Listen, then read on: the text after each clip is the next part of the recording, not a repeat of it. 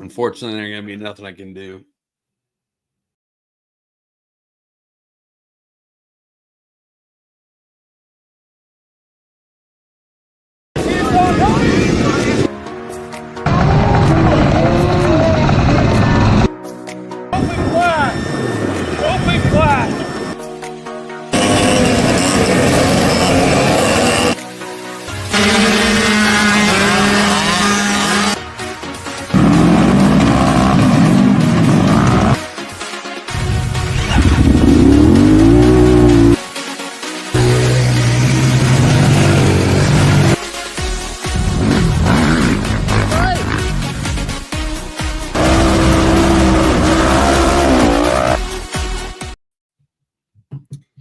Welcome. I'm Chris McKean.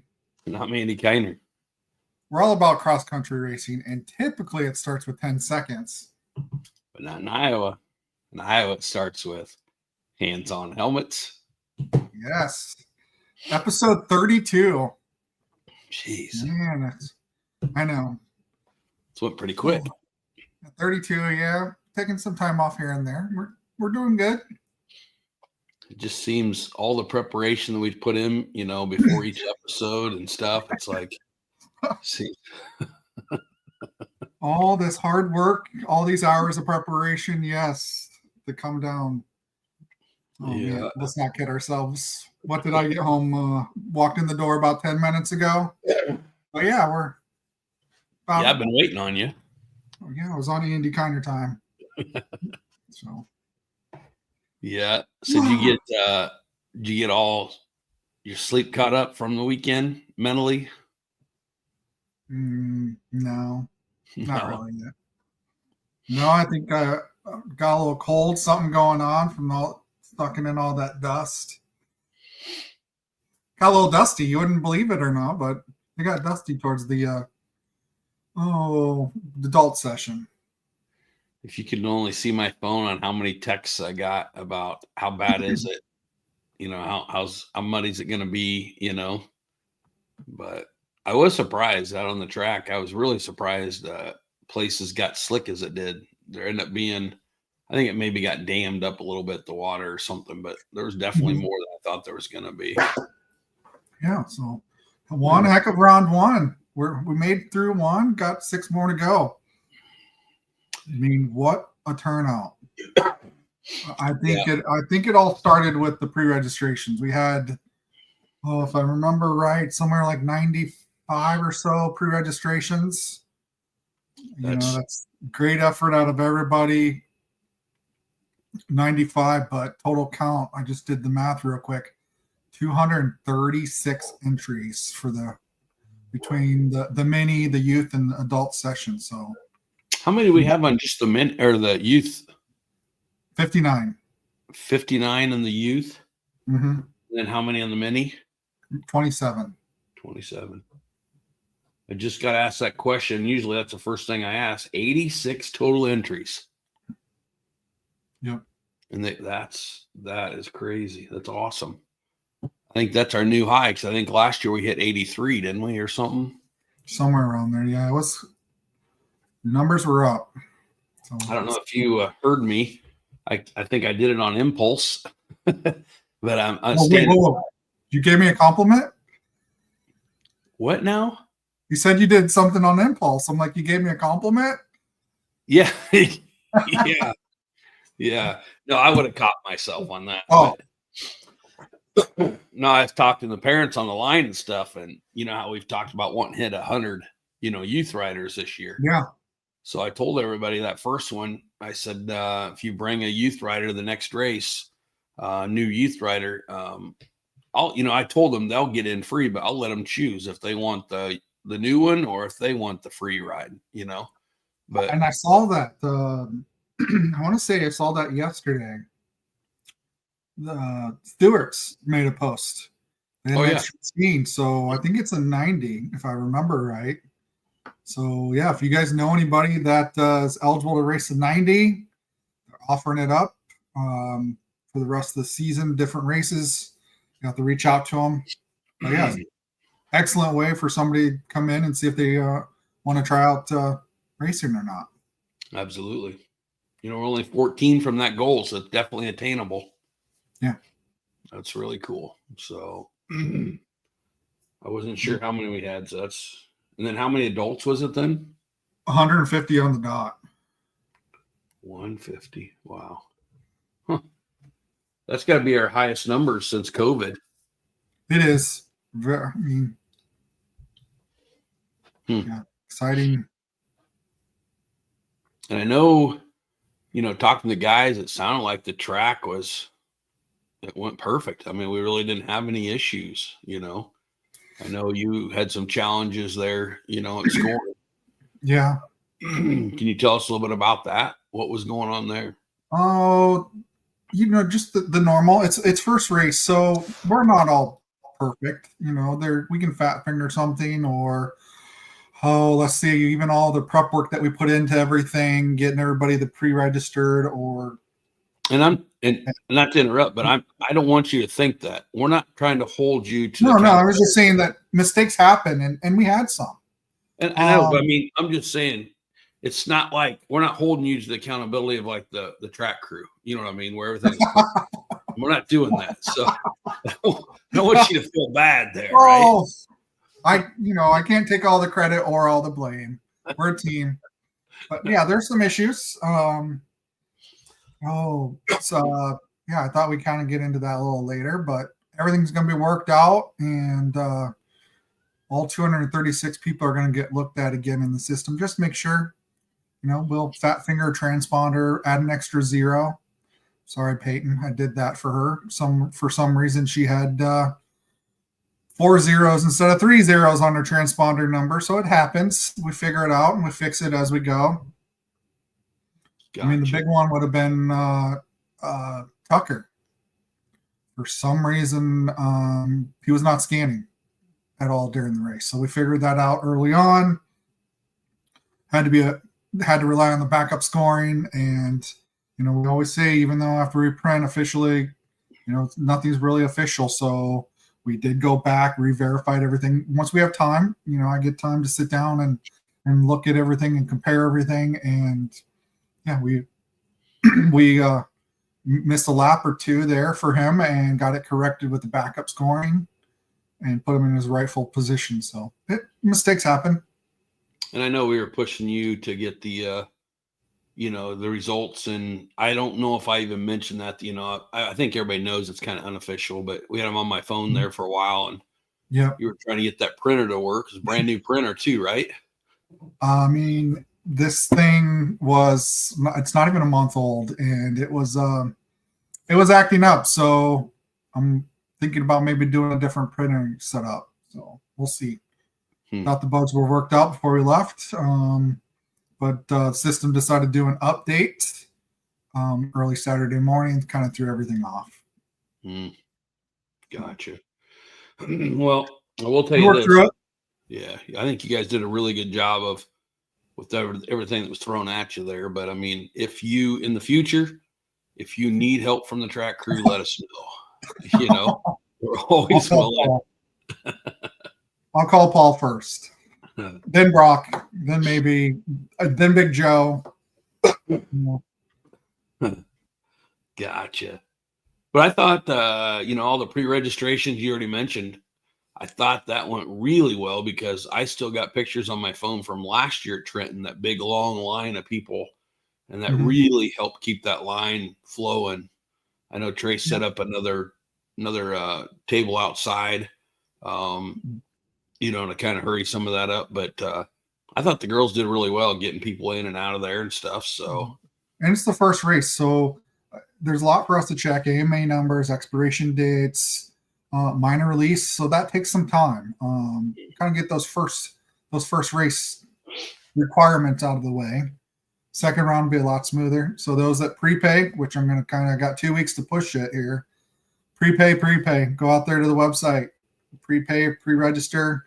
It all gets you put right in the system, and it saves us a lot of time, a lot of work on the back end. Also saves the racer, pay up front, and then you don't have to break money. It's all handled for you. So push it. I know, don't quote me, but Trace is working right now. But I thought I heard her say that they had to make some changes the way they had planned on doing the trailer last time, but the whole goal is to get that set up to where if you've prepaid, it's like an express lane where you just walk up, hand them your helmet, let them know you're there type thing. That's in the works. Yep. Yeah. Yep. So no, I thought it was really cool. I thought it went well, and yeah, so the printer issue kept us from getting awards done, as quick as we wanted to, but I don't think it was that big of a delay either. So no, good things. We all have phones now, able to take pictures. Scoring system did what it had to do for the kids. So yeah, cool. So you got back home, got everything caught up, and you're ready to. Well, you probably want to go watch a race this weekend or something. That's on my my bucket list if I can get there. Got a lot of other things here still working on, and got my side projects here at home. I heard you and Zach talking about some stuff for the future, maybe looking at some other stuff, and you guys are always just kind of thinking ahead on that stuff. I love it. So yeah, Zach's got a lot of free time. No, I think there's some good ideas brewing. How we can make everything a little better. So we'll see. Yeah, time will tell. Cool. I see you don't have your tie lube hat on yet. No, I don't. But I got one better, buddy. I got. Uh-oh. Let me see. Sure. Oh, it's tie lube. Okay, gotcha. You're kind of slacking. We haven't seen any new shirts out of you lately. I got some in the works. Yeah, we'll put some feelers out there. The goal is to try to have some shirts at the next race. Cool. I think we're supposed to have a little different. Huh? I think we're supposed to have a new one at the next race too. Okay. But we'll see. Yeah. Did you have to sell? How many people came needing number plates? There are quite a few. Yes. Lots of people needed number plates. I don't have all that figured out yet. After the race, procrastinate, need a day to recoup or two. Well, I appreciate you doing that. That's something I don't think a lot of people know. Those stuff that goes on in that trailer, everybody, you just assumes Trace and I are doing that, or that's our deal and stuff. And, a lot of people don't know that you're the one that you personally go out and buy those number plates and those and the stickers and everything and have those available for the racers there at the trailer. And that's why I was asking. It's a big help. I know a lot of people call me and say I can't find the right plate. When I tell them it's, they're at the registration trailer every race, is like a big sigh of relief, so appreciate you doing that all the time. Yeah, no problem. So, all right, let's talk about Mini. What happened during Mini? So I think I heard, if I remember right, and you start writing it down, Mini was 1.5 miles. I think so, but it was a solid on this track, especially the kids, even the adults. When you ask for a length, 1.5, it probably seemed like 3 to them. There was some good challenging stuff in this one, even for the kids. So. But I don't know, how many laps did they end up doing?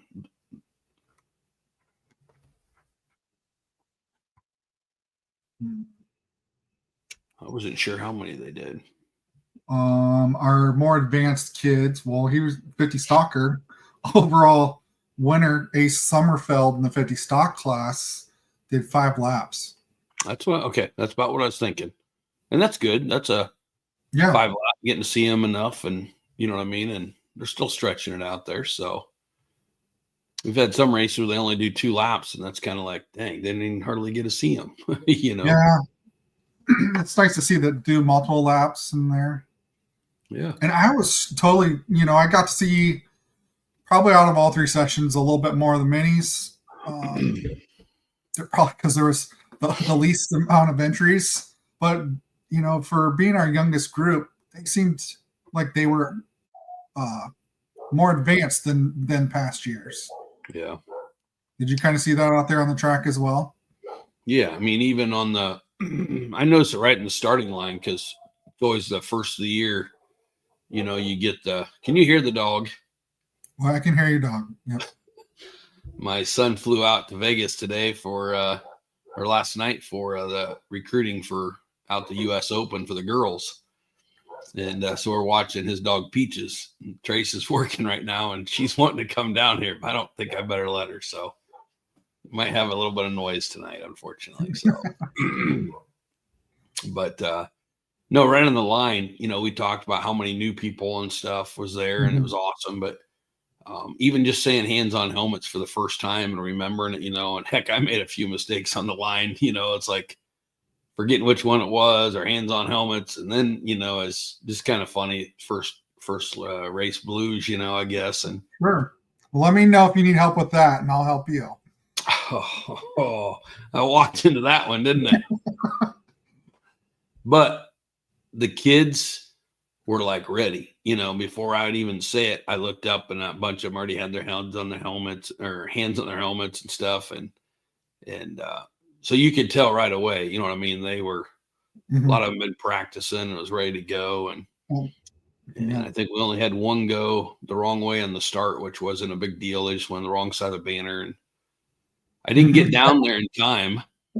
I was giving somebody crap. I said, who lined them up first? Because I just didn't get over there in time. We were doing awards and stuff. And they all lined up and basically only had one corner because instead of lining up to make that first one a corner, they lined up to make it a straightaway. So it didn't bother anything. So, but yeah, I thought they all did really good on the start. I don't think we had any issues. I was just talking to somebody today. I guess that's on the next group to talk about, but that one was so big, the 90s. And, you know, it's relatively a small starting area this time. And they're like, man, I just knew we were going to have issues. And all those kids got through there cleanly. You know, it was like, yeah. So I got to give a shout out to John Llewellyn. Like this, did you get a chance to see him out there at all? I see him a couple times come by. Yeah. So I believe he was on 50 limited last year, jumped up to 50 production this year. And you could tell the difference. Like he's got some seat time and that he was aggressive and he was making the moves and doing the right things for scoring. So yeah, I think he'll be kind of one to watch this year. Very cool. Yeah. It's always interesting. I know you don't know what I'm talking about here, but I know we're talking about the 50s and especially the 50s. Actually, when you see him go out there, it used to be, it was so easy because we had Carlisle at the end of the year. And Carlisle was one of the toughest tracks. It had the biggest hills for the kids course and stuff. And man, the moms, you know, and dads too, but especially the moms are always so nervous starting the year off. And we've seen that Saturday, a lot of them, you know, biting their nails, you know, and a little worried. And, but it's amazing to watch them. I think sometimes we see it when it's not our kid, you know, you kind of see the big picture a little bit more, you know. But man, how they grow. And this time, like you're saying with Llewellyn, just the start of the race to the end of the race, it was amazing how much more comfortable they got out there, you know? Yeah. But from the first race to the second, you know, and then you fast forward to the end of the year in that seventh race, you know, it's amazing when you see them guys there and people haven't been to a race, they come and they're like, holy cow, these kids are flying, you know? But it's awesome seeing their confidence level get up so high, you know, and you know, that carries over to school or any other sport, you know, when they do that. So pretty darn cool. Yeah. Yeah. All right. So our youth class, I have, that was 2.5 miles long, if I remember correctly. Boy, that seems short, but that's probably right. But like I said, when you go out there, especially that youth one, you're on both sides of that creek. You're in the creek. You're on the other hill. I mean, that's a long. If that was 2.5, that's the longest 2.5 I've ever seen. But like we said, it's going to feel like it's longer, you know, just because of it. But yeah, the terrain, it's probably, man, I would say if it's not the toughest, it's right there at the toughest for the youth, you know, with all the rocks they got to deal with. It's more rock than they deal with all year, you know. Probably more than they deal with all the other 6 races put together, you know. So, and they've got some hills in there, and they go through a couple creeks, and so it's a darn good youth course for them. So, and once again, I know we had a couple that had to be towed back. I don't think anything was major. I don't know that we had any wrecks, so to speak. Well, yes, we did. I didn't know about it, but I seen it on Facebook. The Austin boy. Did you happen to see that? It'd be Chris's boy. I'm sorry, I can't think of the name right now, but yeah, he had his picture on there of trying to be like his dad, I guess. Oh, Beckham? Yes, yeah. Oh, the Yamaha. Yes, okay. Yeah, I saw it. It looked like a circle track frame. We Yeah. call them offset frames. Offset. I'm sure it'll probably turn pretty good to the left, right? Right. Yeah. Yeah. So yeah, he must have tagged something, but didn't really hear. I know there was some that got pulled. I would say probably 5 or 6 guys got, kids got towed back. I don't know of anything, like I said, a big wreck or anything, but yeah, I thought they all did well. Talking to kids that had just moved up to 90s, some that had moved up to other classes and stuff. And afterwards, it's awesome.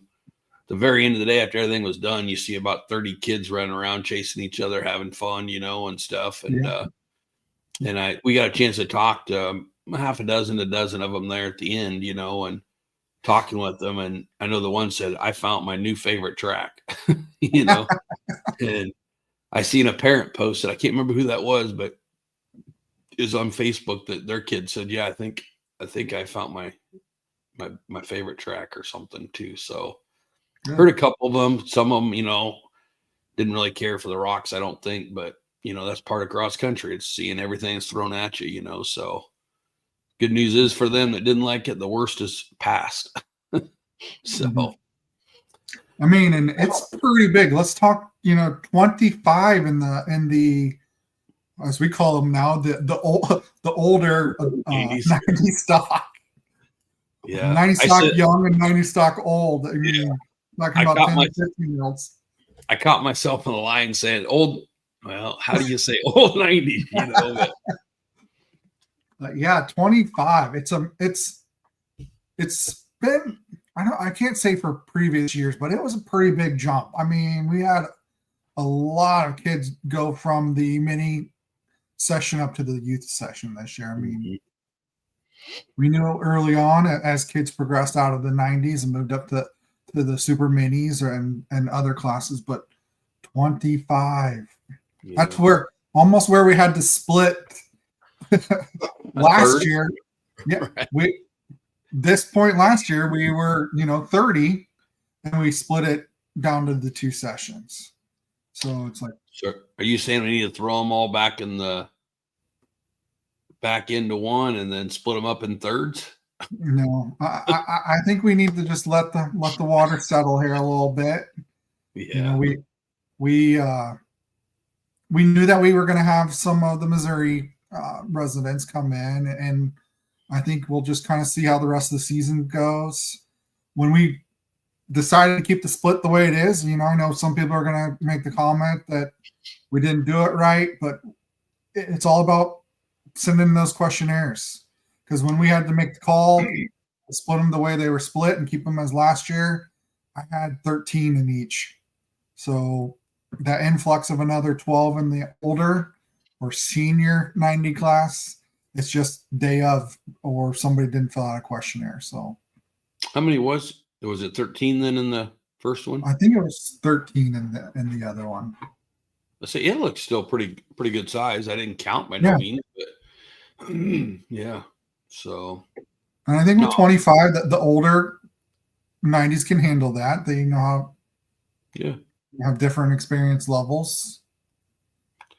Yeah, and here's the thing too. If you watch that start, they were offset, with the hands-on helmets, but still, we need to get all the adults out there and have them watch that 90 class start, because I mean, they did a great job. They did a really good job of getting around those corners and paying attention, and letting the race decide it, instead of getting caught up in that first or second corner, So Yeah. I thought they did a great job, And I didn't get out on the track as much during that race. But when I did, I was literally blown away, because if you watch 10 of them come through that creek, and that, before I say anything about the kids, Chris, I wish you could have been there when I went around, because I was blown away. We've got some of the absolute best parents in the world, but there must have been 50, 60 people down there between the creeks, between the two different creeks and stuff. There was people there to help all the time. It was amazing. Good. God, I can't thank them enough. But that's also the best place to take pictures, and it would see the most action is right through there. And I'm sure there was a lot of passing going on, so it was cool. But I was just blown away on the vision the kids had. You can tell that they've been doing it for a while, and maybe some of the other ones. I know we've got some that's raced with us this year that's raced in the past and just hadn't done it for a little while. Yeah. But the vision they had to look around the corner type thing, going through those creeks and laying out the big rocks and getting around them, and man, they were just bouncing off of them, having fun, and I was really impressed. So it was pretty cool. Yeah. Even in the tight stuff, the little willows, they were doing a great job. Of course, they fit their machines a little bit better than the adults, but yeah, I was just blown away the whole time by the kids, and definitely appreciated them all getting up there to to the awards right afterwards, and allowing us to get the awards done as quick as we could. And they would have been quicker had the printer been working, so people is up there this time and thought maybe we're delayed a little bit. That's exactly what it was. But typically, if they come up there right afterwards,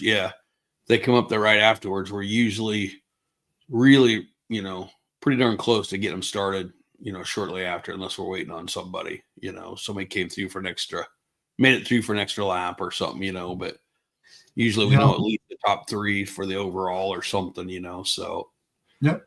I was pretty happy. I mean, there was a bunch of them came up, and then, during the, let's see, that was during the minis, I think it was.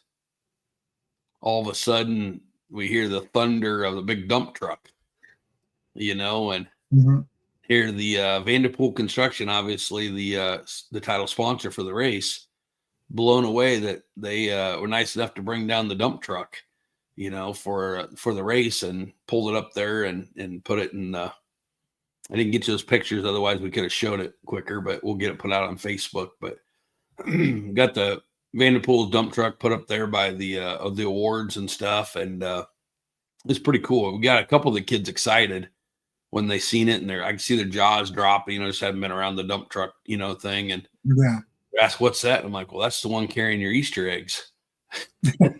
They thought that was cool. That was full of Easter eggs, so. Yeah. But no, it's just nice of them to bring it down and people to see kind of, firsthand on Vanderpool, and they do so much for everybody. And it was just cool to have that little extra there, So, yeah. Very neat. And I'll stand correct that there was 19 in the young 90. So I was going to say, I thought there seemed like a pretty good bunch in there. So it's about even then. I guess I'll take mine back that, it's widespread, but pretty even, I guess. I wouldn't worry about it. It's probably not the only mistake you're going to make. So. So what happened after the minis? What was there a bunny involved? Oh, a bunny? Yeah. And you know what? I didn't get to make the call. I hope the family forgives me when I say this, because as well as I do, I call my own kids Hey. I get them screwed up, but I know her name was Chris, and she had reached out about doing an Easter egg hunt since it was Easter weekend. And it's Josh's mother-in-law, correct? Josh Shoemake's mother-in-law. Yeah, yep. Maybe we can chime in with her name if he's tuned in. Yeah, I'd love to thank her. I felt bad. I didn't even make it down there because, we were dealing with a couple things. And but I seen all the kids going down, and then I had a whole bunch, another wave of them come running, asking where it was at. I seen them running down there, and the kids were already walking back, and I could just see them go, I missed it, But she had reached out to me about doing that, and I thought it was an awesome idea, you know, that especially that a parent, grandparent would kind of take charge. And they did all that. They filled all the eggs. They put all the eggs out there. I mean, I thought it was amazing what they did. God, I forget how many. I don't want to say how many eggs there was, but there was a ton of them, you know. There was a lot of kids down there. What's that? There's a couple hundred. Yeah, that's what I thought. Yeah. So, but really cool. Like I said, to see a grandparent, parent, you know, kick in and do that without even being asked. That's, you know, we're very fortunate to have the race family that we do, you know. So thank you, Chris, for doing that. I doubt she's listening, but hopefully the family is and can let her know, because I didn't get to talk to her afterwards, and it definitely didn't go unnoticed. We really appreciated that, and the kids had a blast. Yeah. And I know you were upset, you know, during the whole time because we had you tied down, and I know you had your little bucket you brought to go down there, and so it wasn't a bucket; it was my bag. And I was going to give you my tie lube hat to go down and pick up some eggs, but you stayed focused. I appreciate it. Yeah. So, yep. Yeah. But yeah, so had the Easter egg hunt and you know, I got to say this though, Chris, can't forget about our race family that wasn't there. You know, our side by sides. It was, we haven't done this since 2007. Ever since 2008, we've had a side-by-side race, unless we were at St. Charles, the only place that we didn't do a side-by-side race. And it threw the whole day off. I mean, it was obviously easier because you're not doing a whole nother track. You're not doing another race, you know, but there was a lot of people talking. And, you know, we seen Crazy Doug there, you know. I know. We seen some of the side-by-side riders there, and it was awesome to see them. I just hated that obviously they couldn't do what they want to be doing. So, and yeah, so I mean, that was it was a great day, but it was also like we were missing somebody, you know. So, but yeah, and then I think for the most part we were on time for the ATVs. I know we had to wait on you there just a little bit, just a couple minutes, but I'm pretty sure by the time you answered, it was like 2 after or something, but that was fine. You know, I think we started the minis. We started minis 2 minutes before 11. That was early. You know, first race youth. I think you're probably talking a little long. Started late, but I'll take the blame. No, we had a lot of stuff to talk about this time, and I appreciate everybody getting down there early, you know, so we could, but we had a lot of announcements to make. We'll talk about a couple of them, you know, here in a little bit too. Some big announcements really that we made there. So, but yeah, it was good, you know, but getting out there and, you know, standing up to start talking, you start looking, and it's like, holy cow. Man, I'll tell you what, the A guys are the ones that had to be surprised, because the A guys, you know, they look in front of them and it's like, am I in the wrong line? You know, the largest AA line we've ever seen. Yep. There's 20 people in a AA line, you know, so, and of course, it's probably one of the shortest starts, you know, so, but. Shortest starts, but probably one of the longest time frames from first line to last line it felt like to go. Because I get pretty antsy. You'll get me on the radio about 9-10 minute mark in your ear telling you let's go, because we're gonna have those pros coming through any second. Yep. And you know, people probably don't realize that when you're doing it, because you start out and everything's going good, and then a couple stall. You know, and on a stall, it's like, it sounds funny, but if they each take 30 seconds to a minute, you know, pushing them, getting them out of there, that takes a lot of time up when you got, 13 rows to get going, you know? Yeah. So it takes time. So yeah, I heard you a couple times in my ear, and it's like, I really tried to, especially when a smaller class took off, you know, it's like, you don't have to wait near as long, you know, And we had a couple issues too. They're right after the start, going over in that tighter stuff, in the field. That lane we took them just on the start. We had a couple get tangled up in there and stuff, and slowed down a little bit. But the guys did a really good job of getting them cleaned out and getting them going. And yeah, we speeded it up towards the end, and last probably 3 or 4 classes, we really speeded up getting them out of there. And thank gosh they did a really good job getting out of there. So we only had a few issues as far as some not starting, but for the most part, I think we only had 2 or 3 issues really on the line as far as getting tangled up and stuff, Pretty sad. Give Dan Prindle a shout out. Didn't even make it 50 feet, and his race day was over. What happened? I'm not taking sides. I don't know for sure. I just know the outcome.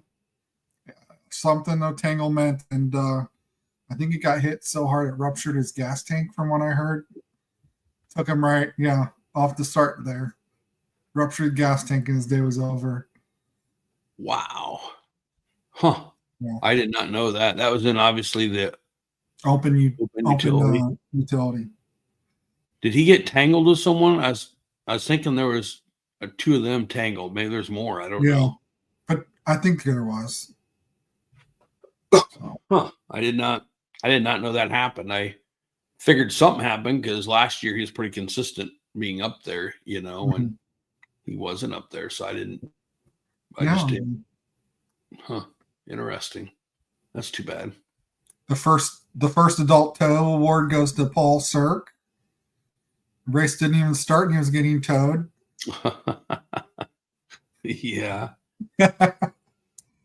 That's interesting. Yeah. Who knows what happened there? He'll fill us in.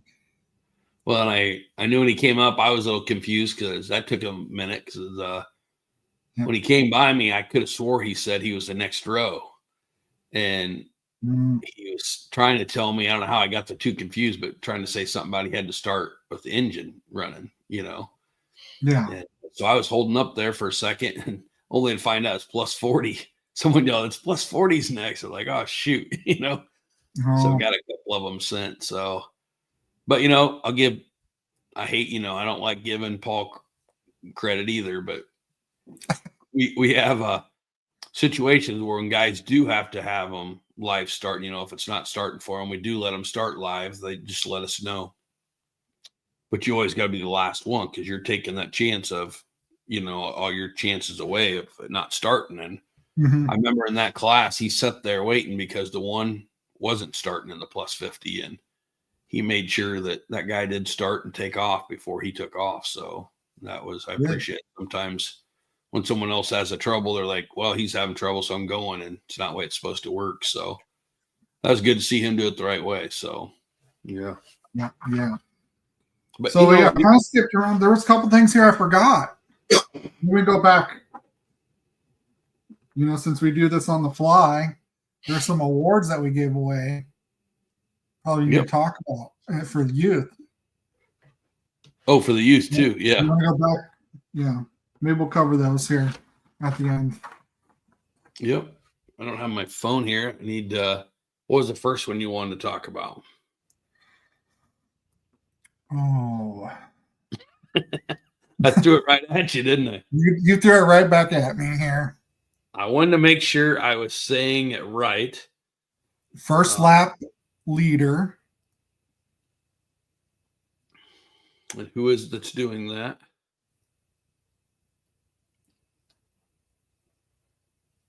Yeah, this is where we both stall. I just want to make sure because I always get the numbers. I think it's 6'4".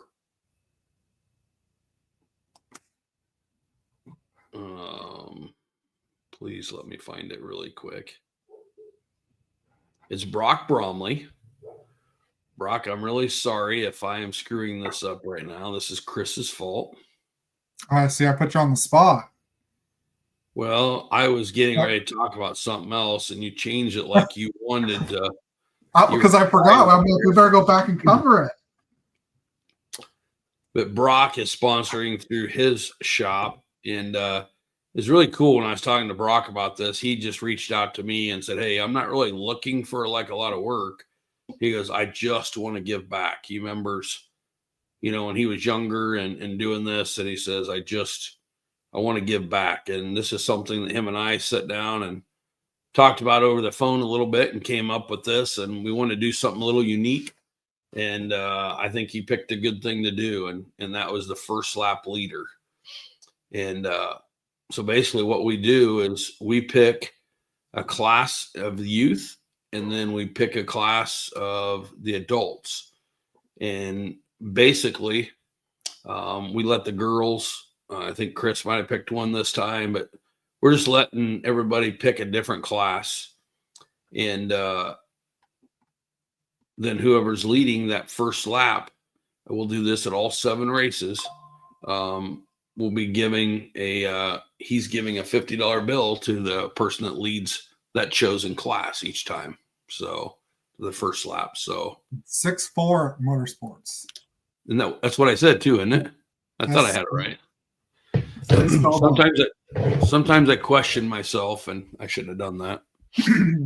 So we chose 90 stock, right? Yep. I think it was the young, older, because it was the biggest group. Yeah. Yep. So Wesley Styles. Yep. So you got the very first one. Yep. And on these awards too, this stuff come up kind of too late to get the stuff. So we will have Spider Graphics making the checks and stuff so we can get photos with them.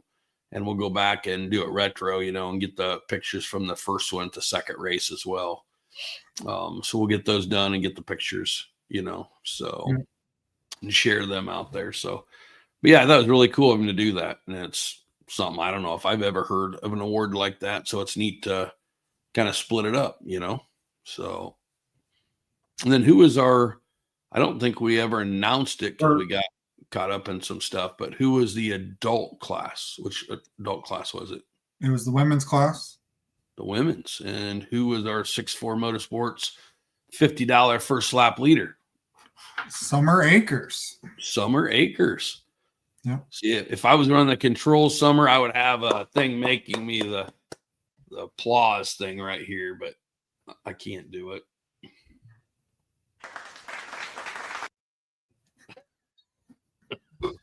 Technology, it's slow. But yeah, some new awards coming out. Got to make sure that everybody's watching Facebook because there's also a whole shot one, right? There is.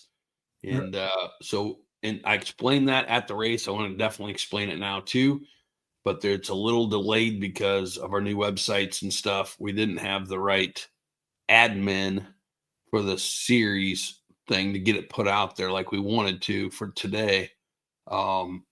So that will be put out. I'm not going to rush Sabrina, but I'm sure it'll be out soon. And then basically Hoodoo came to me with Derek Stratton, and he's a race sponsor for the brand new Corden race this year. And even though he's a race sponsor, he came back and said, "Hey, Andy, I want to do a little extra, and it was pretty cool." And he said he wanted to do something around the whole shot.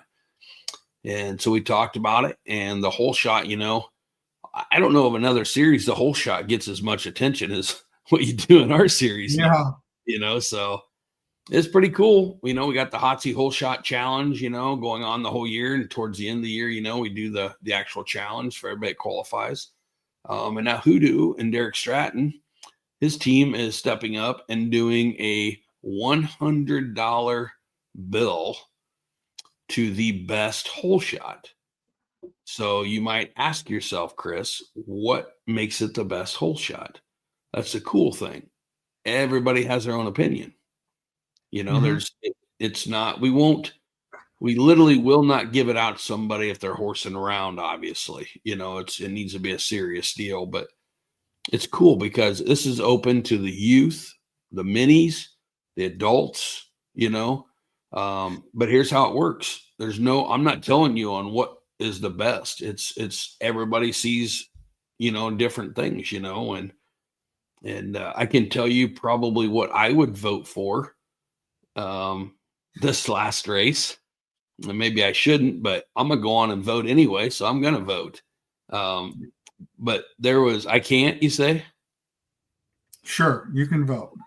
We'll allow it this one time.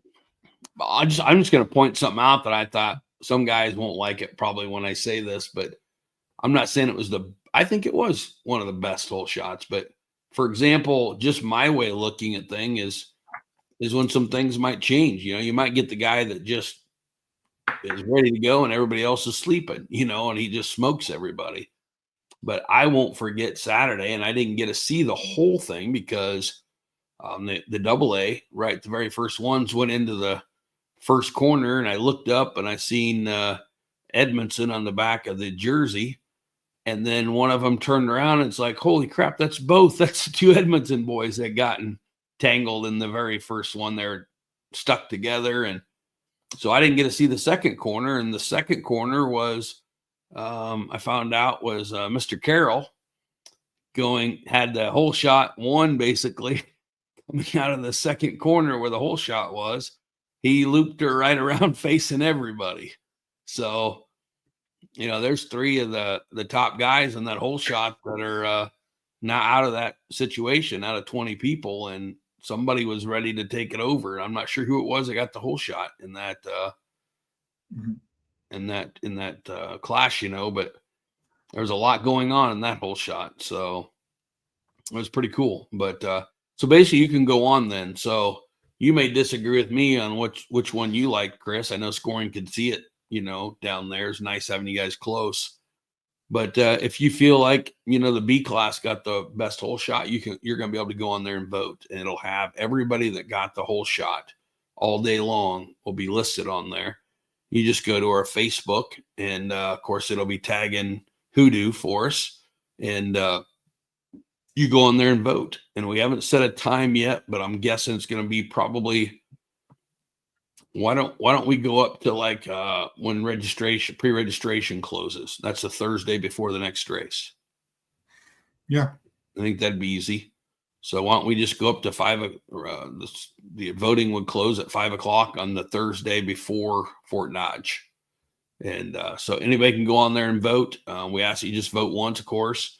But go in there and vote. You can get friends to vote. We just want to see how many people take the time to do it and enjoy it and see how this is going to go. But it's for $100 bill. That's pretty darn good. $100 bill for a best hole shot. You should be able to buy the whole team lunch afterwards, huh? Yeah.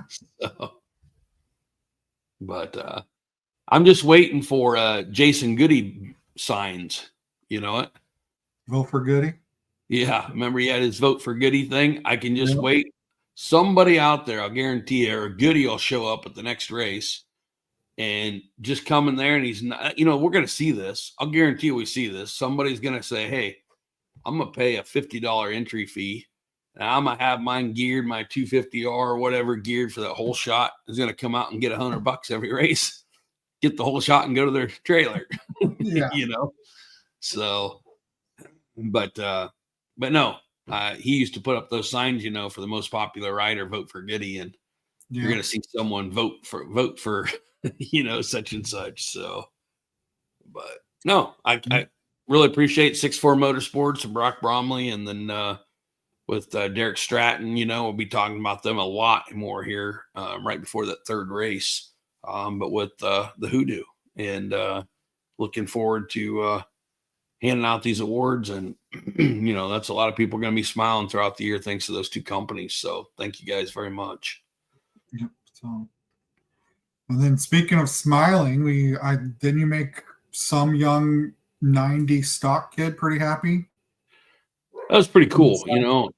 That was amazing about this race. It seemed like every time we turned around, something else was happening. Just really cool. And I literally had someone come through the gate. We had talked to him. He said, I shouldn't. He wants to be anonymous. They want to be anonymous. Oh, do they? Oh, I think you said that. Yeah. Yeah. They want to be anonymous, and I understand, but just one of those things. Everybody's into different things, and it was pretty cool. He literally came in there and handed me I think it was I'm not on these things, but like a Mint 9 card. You know, it was like in the hard plastic and everything, but it's a Pokemon card. Probably know more about it than I do, right? Yeah, so it was a graded as a 9. Pokemon card, hard plastic, real thing. Hasn't been touched or played with, but what was the value? Like $100 value or something on it? Yeah. Yeah. I think one of the kids looked it up.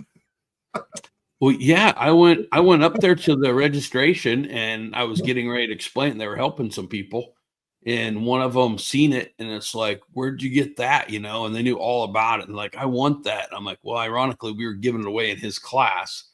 Now, unfortunately, he didn't win it, but yeah, I mean, couldn't even put it up there to where we had it saved, you know, and everything, and people already asking about it. So it's really cool. I think. Who won it? Do you recall? Boy, I feel bad. I think it was one of the Christians, maybe. Elliot Brayling? Leo? Might have been. Is either Elliot or Leo, I think. Well, if it's their normal Wednesday routine, they're in bed listening to us right now. So let us know if you won that so we can get it written down. So tell mom and dad you can get up for 5 minutes and tell them to let us know you won it. So, but no, that was really cool. Again, that's 3 awards that we gave out that was never asked about doing it. That's people coming up and wanting to do something like that. So that's really, I mean, I can't tell you how much we appreciated it, you know, so it was really fun. And you can tell it's the little things for the kids. It doesn't have to be something big. I'm like, they're appreciative of the smallest things. So exactly. I like that. So, all right, enough for me breaking in here. Still in your thunder. We kind of went away from the adults. Just want to talk about some good stuff before you go into some of that other stuff we got to talk about. Yeah, so let's go through. We may not make it through. Jeez, it went fast, didn't it? We're at 7:50 already. Yeah, you talk a lot. Let's just go through the results real quick and see what some of them showed. And we'll do it briefly. Maybe talk about it more when we have a couple guests on next time. Or maybe just tackle a couple of them that really stick out to you, Chris. I know. I mean, we talk about him a lot. He's been featured on the podcast, but man, Cole Brandt in the schoolboy class, top 10 finish. Yep. Right behind AA riders. And that was on the new machine, the 450 down to 400. Yeah. So that was cool to see that out there too. But yeah, I mean, he's proved it on a national level and stuff, but now to do that in the overalls was pretty darn amazing. That was pretty cool. So I would say probably one of my highlights, I had a couple of them really that time, and I can't remember the overalls where all of them stood out, but one of mine I would have to say, because he's raced since he was really little, but was Jericho Edmondson. You know, Jericho had started out young and stuff, and this is his first one. And, you know, we was talking about this in the beginning in the writers' meeting. We talked about it a great deal at the banquet, you know, and asking the kids where they're going to. But having those kids that's like Jericho is in the I better turn that phone off. Schoolboy, wasn't he last year? Schoolboy, yeah, and went to AA.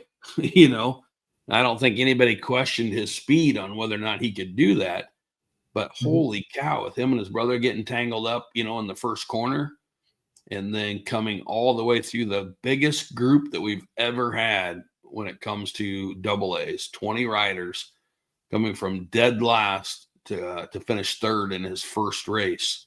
That was absolutely amazing, you know. So I was blown away, you know. And here's the other thing too, and I talk about this with the pros all the time, but I call them pros, but the top of our food chain, I love it when you see somebody do something like that and ride that hard and you don't hear one thing negative, like, you know, I got bumped or, you know, ran into, or, you know what I mean, or blocked, you know, whatever it might be. It's when you don't hear that stuff, you don't usually hear the good stuff. It's just like anything, you know, you only hear the bad stuff. Mhm. And so it's pretty cool to get that and not one complaint. He drove his butt off. So that was pretty cool. That'd probably be one of my top highlights for the day, So those two for sure would probably get nominated for the Hard Charger Award, A couple other ones that I remember stuck out. I thought it was pretty cool. Gary Eads having a really, really good race. He's one of them that helped us get back into this track. Mhm. And then, being his home track and he broke the spell, of being on the t-shirts, Yeah. and won the race. That was pretty cool for the A class. And it was a big class too. Was there like 16 or something in that one? Could be. But then I'm gonna give a shout out to my grandson, Jaden Awesome. Jones. Yeah, he went from C class, hadn't raced in like 6 years, went to C class, won that last year, which he may not say it's surprise, but just coming back, I didn't want to put any pressure thinking about it, and to win it was pretty cool. But then to jump straight to A class, again, that's one of the young kids that, we were talking about that, you hear sandbagging all the time, and stuff. And to see these kids, just not scared and they want to run at the best. And, he went straight to A class and I think was he top 5, I think. Fourth. Yep. 4th place. So yeah, pretty proud of him there. So yeah, so we had a lot of good runs. I know another one that I reached out tonight, was going to have him come on the podcast, was Blaine Franks. Blaine Young, hadn't been with us since he was in 50s and came back last year and raced a few times. And all of a sudden, that was a huge class in the young C, and there's good competition there, and he won that class. That's pretty darn impressive too. So, that was some of mine that really stuck out. I mean, there's a lot of good things happening, but we'll talk more in detail, I think, about them probably in the next one. We don't have so much to talk about. And I was just going to I know Chad Bottle made a comment out here about the women's class, but we had 10 in the women's class, and that was kind of one of my highlights as well. Yeah. No, I agree. One of the biggest women's class we've had in years. Yep. Well, it's good to see that. I'd like to see it happen all year long. Absolutely. Yep. No, it was really cool. And that's the way it was with a lot of them. It's the biggest class that we've seen in quite a while. And for the women's, I think that has to be, like you said, one of the biggest ones. And then, for a class like that, your utilities, your women's, I don't want to say it's the oddball class, but lots of times that's forgotten class, and it's just cool to see them specific classes growing like that. But pretty much every class, I don't know if there was a class that we had less people in than last year. I think every one probably had more than, than what we were used to, So that was really cool. I think a lot of them classes, I don't know that was dominated. I think there was probably a handful of people in each one that, if something went wrong, there was somebody else right there to snag it, so. Yeah, that's when I was doing results. It was amazing if you go out and look at lap times. How many classes, and it, not your first or second guy, but third, fourth, fifth, sixth within seconds of each other. I mean, there was close battles all race long. Yeah. You're talking about Jaden. I think he finished 4th, and then 5th and 6th behind him finished within mere seconds. So you talk about 2 hours being, it seems like a long time, but when you're racing, the smallest mistake could cost you the race. And God, it's very, very close racing out there. Yeah. And, I'm super excited to see that second race, because we're talking about some of these young, people coming up and stepping up like that. Mm-hmm. And I think it might have surprised some people, to see them up there. And I think some of the people are surprised are going to be like, okay, here we go. I got to reprove myself. We got to show these guys, type thing. So I think we're in for a treat all year long if these guys keep it up, and it's going to be to get on that podium at the end of the year this year, I think in every single class could be as tough as it's ever been. Mm-hmm. I'm pretty excited. Our double A class, probably the most stacked, top 10 guys could win every race, so I'm excited. I'm excited where it's at. I think the sport is in good shape right now. So, Yep. We have 2 numbers permanently retired in the series, right? We have on ATV side, we have 85 retired officially. And then also on the UTV side, we have 95 retired. This race, something happened. What happened? Yeah, and let's don't forget, we still have number 17. Oh, yes. Pat Kirkland, that was retired, the very first one. And we will have another one coming because we will be retiring Dean. I don't want to have a downer on here, but unfortunately, Thursday we found out that we end up losing Dean Strable. So the Strable family is definitely in all the race families' prayers and thoughts for them and moving forward with this. So, but we will definitely be retiring Dean's number. So yeah, it was a tough one leading the weekend and going on to the loss of Dean. But having said that, I can easily tell you the biggest highlight of my weekend, Chris, was Mike Anthony came back also. His boy was racing.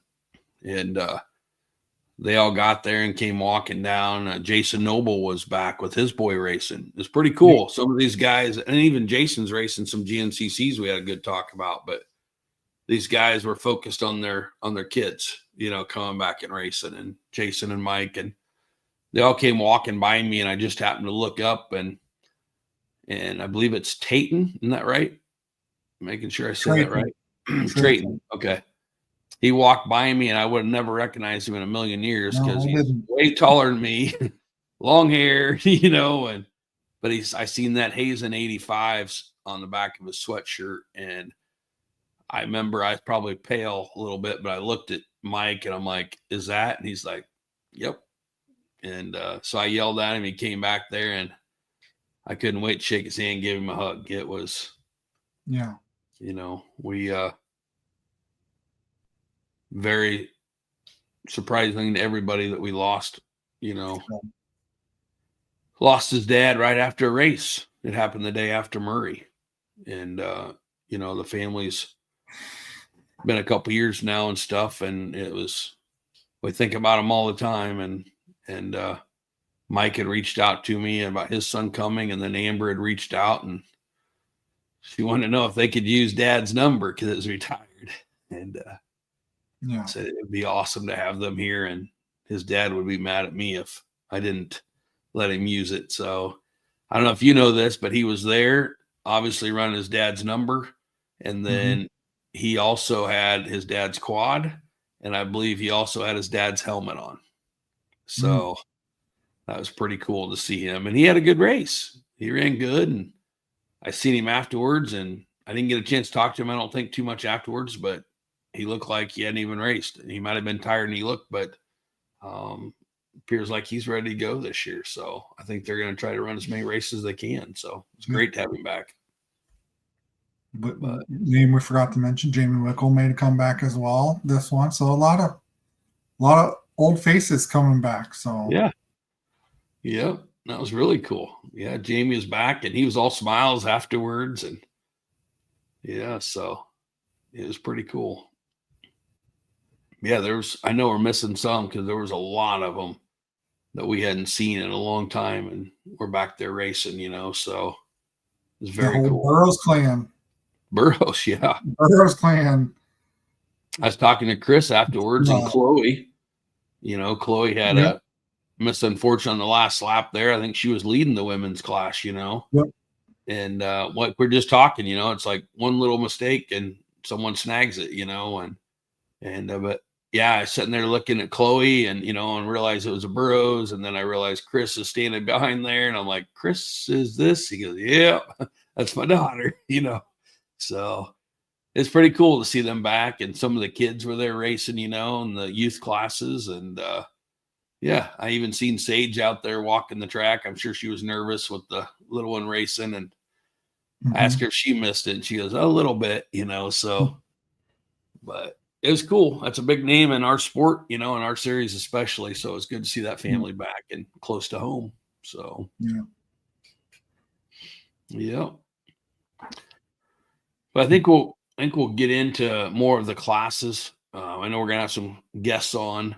I have to apologize because we actually started our Jason Mickelson Century 21 Rider Spotlight, and our goal is to do one of those each night on the podcast, you know, and then but we did set it up and we tried to do probably 7 or 8 of them. I was trying to get a jump on things with the kids, with Coulter Smalley doing the interviewing. But unfortunately we had a generator going in the back, and the kids, you know, it's hard the first time doing it. We're trying to get them to speak up a little bit, and some of them did pretty good, but that generator made it to where when you go back and listen to it, it probably not right to play it on here because it'd be kind of irritating. So I messed up. Paul's generator, was it? No, it wasn't Paul's, and it wasn't Bodor's, so it was not sure where it was coming from, but it was way after the races. But I know we're better prepared than that. We were trying to just get some done, but I know we've got some of the microphones to use to, you know, to eliminate that a little bit, you know, to be able to hear them better. So that was a good practice session, and we'll get some more of those done for sure. So, and then, so next week we'll definitely get started with some guests, and we will kick off that Jason Mickelson Century 21 Rider Spotlight next week for sure. So, but yeah, so we got some cool stuff going. I did want to talk a little bit. What would you call this segment? What's bugging Andy? What's bugging Andy? Hopefully nobody's watching from where'd that come from? Oh, Channel 13, WHO. Channel 13. If you're watching, please understand that when someone copies off you, it's what do you call that? It's the most form of flattery or something. So I don't believe they're still doing that. So I think they've handed it down to us and not even know it. So, but what's bugging Andy? So there was actually a lot this weekend. Some of you don't even know this time, but I'm going to start out with the big one. And some of this is to talk about anything that went wrong so that we can fix it, you know, and people understand what happened. So I'm gonna rush through some of this, but not everybody knows about this, but we did have an issue in the AA class. We had a couple of them got together. There was a lot of circumstances around following that, you know, and one of them was, most of it was based around me, you know, on something that I delivered in a way I shouldn't have. And it just caused a big rift. And I do apologize to all parties on that. But it did keep one family from coming up to the awards. And so with doing that, we had limited information. Everything went on as planned as far as when we pulled the committee together with the information that we knew. And with the committee getting together and with the information that we knew at the time and everything, they made the decision that, yes, we should have a penalty, and end up being a disqualification. And unfortunately, with that family, not saying anything would have changed had they been there as far as the penalty.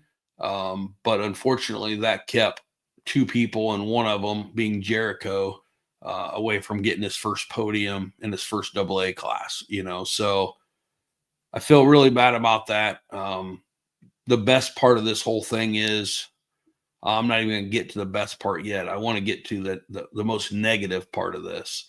That was something that happened between 2 guys. And I tell everybody, especially the ones that have never raced, and, you know, might be a parent of a little kid, it might be a parent of a AA racer, but even a little kid, Chris, I don't know if you've ever thought about this, but think about that little kid and how many times, I know I've told you, not that it upsets me, I just feel bad when a little kid might hit a tree, you know, and he'll be like, oh, my dad's going to get mad at me, you know, or something. And I'm like, there's nothing, I don't want to step over the parents. There's nothing to be mad about, bud. You're trying, you made a mistake, no problem. But people don't realize, even those little kids on the 50s, they make probably 1,000 split-second decisions in every single lap, with sticks coming out, sticker bushes I got to duck for, rocks, hills, whatever it might be, other competitors. So in our sport, and I'm not trying to make light of anything. It's just that there's so many opportunities for something to go wrong in our sport. Most people have no idea about. And, we talked about like the information given to us, and we know that there was a video out there about it. And I'll say this is brought to my attention on something like this is one, you're seeing live. It's like watching a Major League Baseball game. Okay. And you watch that pitch come in at 101 mile an hour, and it looks like a ball. So the referee calls it a ball, but then everybody gets mad at it because the network plays it 20 times, and in 20 times you see it at 2 miles an hour and it's a strike. Well, it's not the referee's fault. He's watching it full stink, So little things can be misconstrued and stuff. And, but what happened afterwards, Chris, is where I have a hard time even talking about it. And it got put out on social media. Okay. And I don't feel like it was supposed to be what it became on social media, but it really started tearing a couple families apart because of all the negative stuff. And the negative stuff wasn't even really coming from the people involved. It was coming from people that wasn't involved, and we talk. I think it's open to everybody. I'm not afraid to say it, is that you look at it and you get those people that either don't race with us or haven't raced with us for a long time, or, or whatever. And they're always the first ones to go on there and chirp about stuff. And all they're doing is trying to stir the pot. And it got way ugly. I think anybody that's seen it knows that it got way ugly. And again, it truly wasn't about what the families were saying. It was the stuff that was getting thrown out of left field. And we still have, we've talked about this before, but we still have a website. It came up in a meeting I had with some people, and thinking that our website, again, our forum, is that IATVHSS stuff that goes on. And, that's a forum that's out there that just literally uses our name. They have nothing to do with our series. It's not owned by the series. It's just very poorly ran. We've tried to find out who owns it. We can't find, nobody knows who owns it. Nobody will admit to own it, I should say, but it just got carried away. And I hope it's been taken down by now, because it's funny, because the one that put that out there, I heard neither party actually knows. Has no idea who the guy is that's doing that, but there's this forum is allowing that stuff out there, and it just stirs the pot. It hurts our families. And it's just a very unfortunate situation. So, but I do want to report this: of all the stuff that people have seen, I think the most thing that we can get through tonight is the fact that I'm very proud of the racers. I'm very proud of the racers' families. Like I said, it got blown out of proportion. I didn't help that the way I relayed the information, but I know the families had a meeting and they got together to talk about it. And I was very, very happy to see the conclusion of what came out of that meeting. And that was both of them was able to walk away and shake hands and stuff. And from what I heard, it was a thing where, the families are ready to move forward, and the kids are ready to move forward. And it just makes me very proud to see that, what they put in front of them, what they were faced against, with some ugly stuff out there, to say, I'm gonna block that out, and my family's more important, and they're ready to move forward. So anybody that's even questioning what's going on and stuff with all that deal, there's two families that I think everybody can look up to and say, hey, if they can get past that, so can I, and realize that mistakes are going to be made, and it's how you move forward, learning from those situations. So I'm very proud of them guys, getting together like they did. And like I said, I think it's something for everybody to take notice of and give them a round of applause, so. pretty cool. So we had another situation, on another one of what's this called? What's bugging Andy? So this is just an announcement to clear things up, to make sure, if I'm pretty sure people know about this, but it came to my attention that maybe it wasn't as obvious as I think it is. But when the process that we use to clear the track, so nobody ever leaves the track, the scoring, if anything, they're late leaving because usually it's my son, Brock. I know Brad and some other people have done the sweeping too, but usually we're trying to get him up there, away from helping on the track and get him up there in time. I know you're always yelling like 5 minutes, we need you up here. Mm-hmm. It's critical for us to be able to send somebody as soon as you throw that flag or Kim throws a flag, to be able to go and start sweeping the track. And we need them back as quick as possible so we can release our medics, and stop the clock as far as, so we can start printing out awards. So this particular time, we had one, the sweeper, and then we had two to follow in case somebody needed help. But it's kind of a unique situation from talking to a couple guys afterwards. But basically, when you leave if you come through and there's a checkered flag, you're done. Now, we've seen people still go, not realize it and go for another lap. Anytime you pass or you come up on the sweeper, you're done. Now, I think there was a unique situation. I know we've seen this before, but still a unique situation where individual had pulled into the pits and was like fueling or getting something, doing whatever, but was in the pits. Our sweepers went by, and then now he's behind the sweepers, but when you come up on the sweepers, the sweeper always going to tell you you're done. And we need you to be done. You can't pass the sweepers. You won't get scored if you pass the sweepers. So that's something to always remember. If you come through that last time, you might want to grab something quick and go.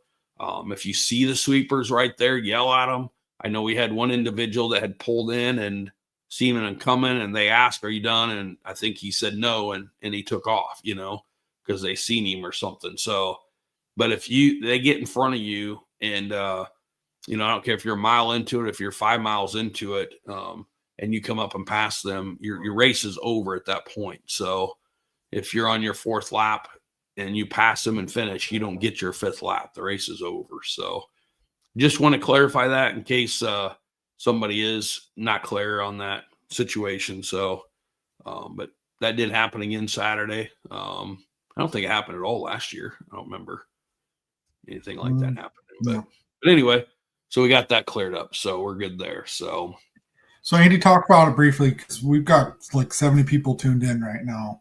So I know that we put the faces out there of those serving on on both the UTV and ATV committees. Just tell a little bit, go into that a little bit more and kind of explain the process. Okay, I will do that, but I got one more on what's bugging me. Oh, and you don't even know about this one, but this is really, really bugging me. The dog barking. That's really bugging me right now. Yes. Somebody might be home right now and she's excited or something. So hope you can hear me over that. But no, I got a phone call today. And I can tell you, if I find out who this is, you will never, ever be back at our series ever again.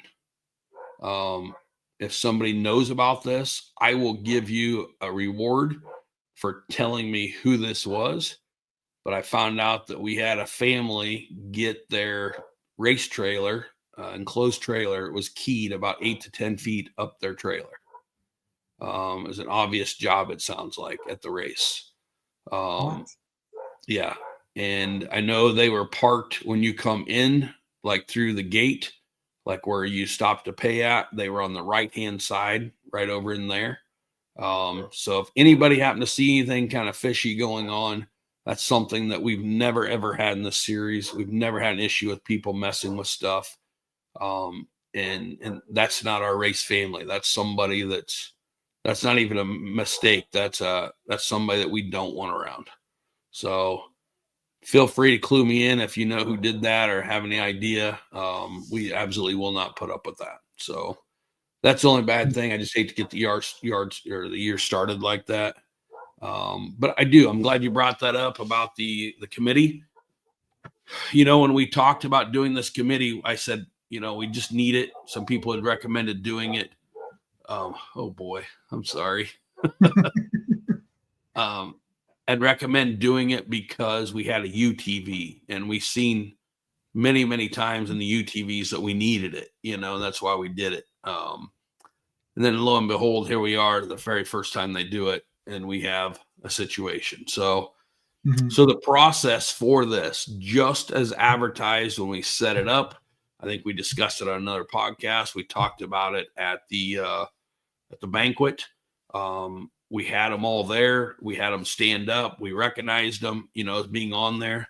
This is people that's literally just racers, is all it is. And it's being judged by your peers. And we've had some people, it's just our 22nd year, so it's not unusual that you're going to hear this, but I was making all the decisions on myself as far as the penalties and go. And if you fell on the wrong side of that penalty, then I'm against you or I'm not being fair. You know what I mean? If it didn't go your way. So to take all that stuff out and to kind of quit that, cop out, I would call it, we decided to form this committee. And the committee is set up by 5 different people. If you're involved in something, then obviously you're not there. It'll only be 4, or 3 or whatever it might be. But the way that's set up is, one, we hand chose them to be on the committee. They accepted. Then we go through the rules with them. And what the rules is if somebody feels like, somebody may not be able to want to come up and talk to me or Trace or you, and bring up a situation.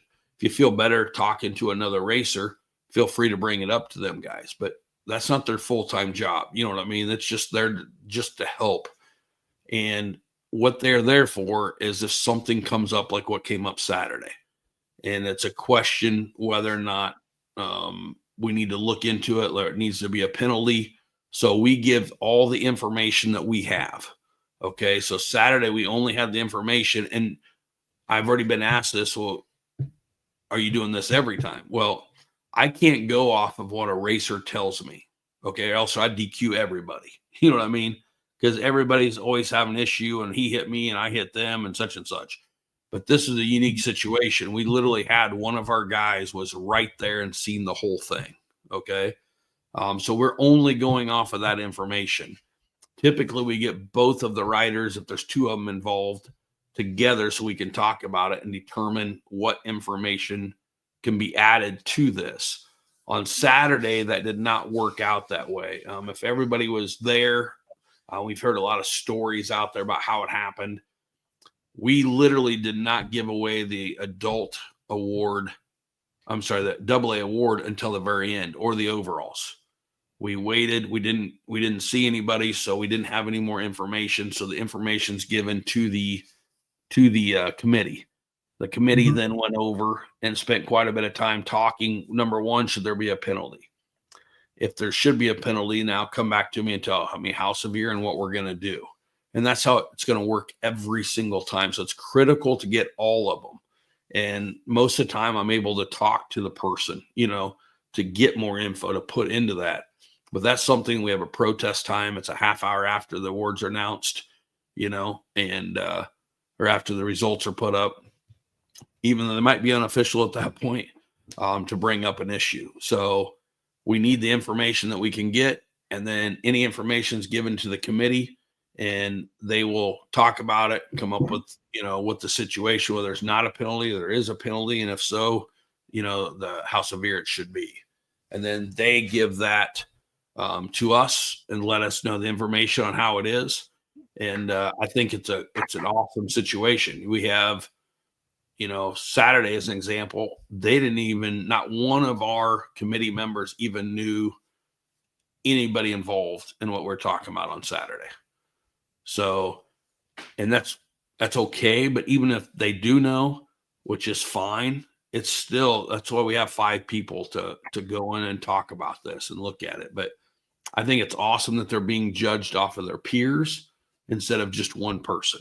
It kind of takes out that, that blame game, I guess you would call it, So, Yeah. but I thought they did a great job. That's the way it's set up. I'm excited to have that, all year. I mean, it's a process that I can't find a fault in, and I give them nothing but a pat on the back saying thank you, for taking the time of getting loaded up or away from your families or, and stuff and being able to help us with that. So Yeah. that's the process that'll be done every time if we have an issue. Our side-by-side committee, I think only met one time last year, maybe. Yeah. So hopefully they never ever have to talk to the committee again. Hopefully we're fine and dandy, but this could come from several different ways.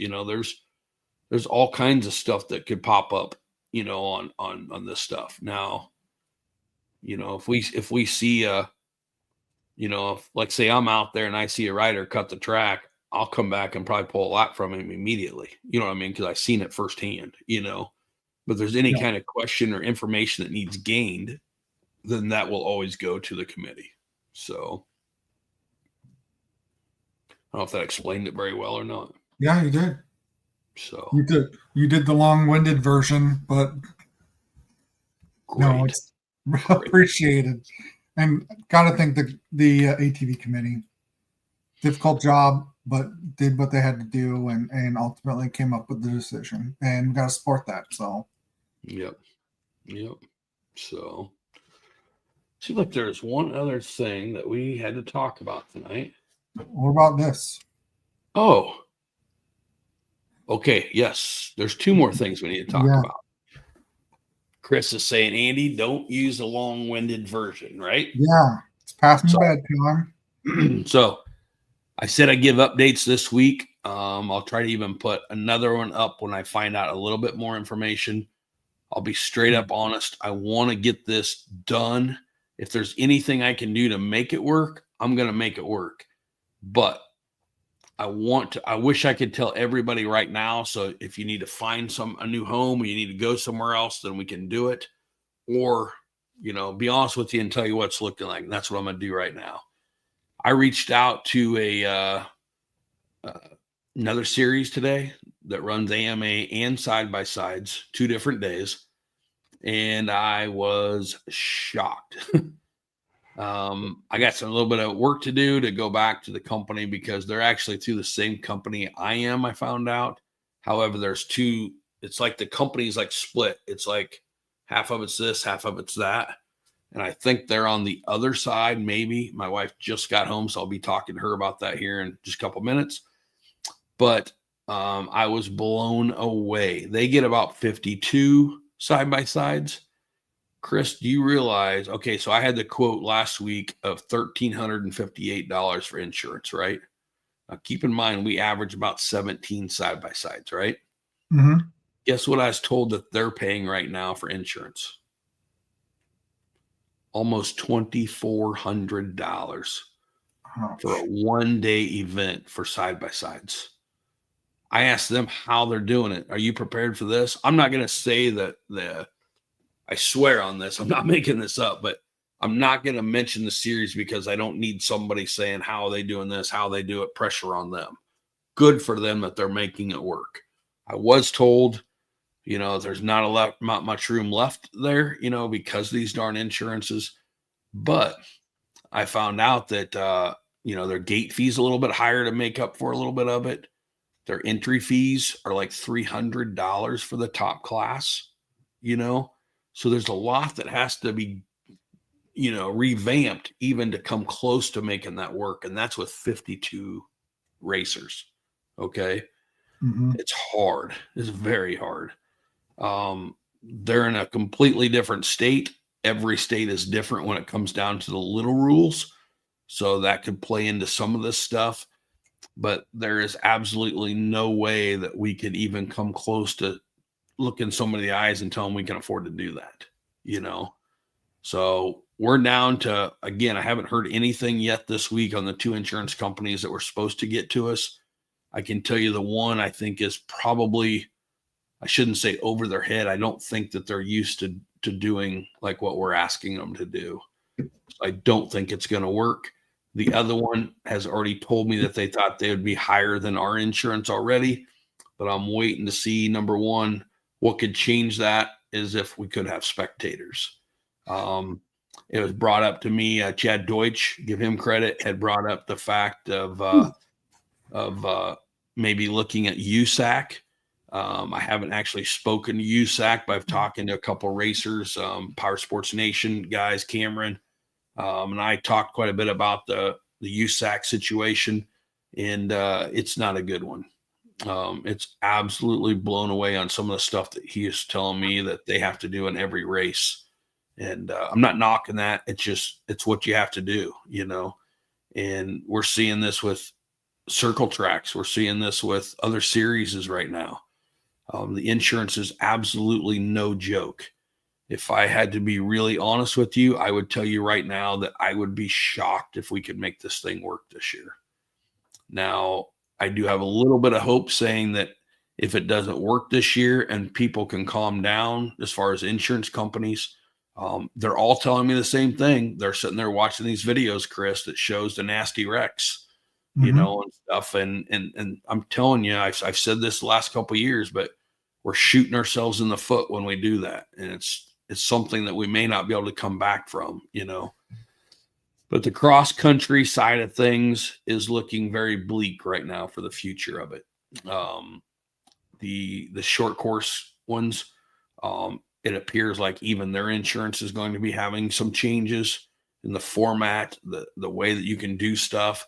The one thing that came to my attention today, and it is dead serious, and you and I have talked about this. We've tried to be lenient, but you know what? The next thing that's going to cost us to lose insurances, and I'm even talking for dirt bikes or ATVs. Take one guess, Chris. Sorry, I'm reading comments. The number one thing right now that will cost insurances, even for ATVs and dirt bikes, and it's the top of the food chain right now. Pit riding. That's my guess. Pit riding, especially you. No helmets. They're not wearing helmets. They're joyriding. Yeah. Yep. So we will be cracking down. Parents, I can tell you right now, if you like the series the way it is set up right now, please do your part. Even though the kids want to go out and ride, we were trying to be as lenient as we could so they could enjoy, you know, their time with their friends and stuff. But please, I was described today on a pit bike or a pit riding accident that happened with a youth pulling out in front of or going right behind a truck and a forehead connecting with the rear bumper of a vehicle that obviously couldn't see them coming in between cars. Insurances are so aware of this. Once again, their side-by-sides are in big trouble right now. Our ATVs and even the dirt bikes are going to be in trouble.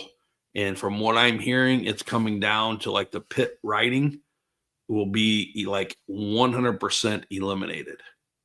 Like if we have an incident, you know, our second race, it could be the thing that actually puts us out of business, period.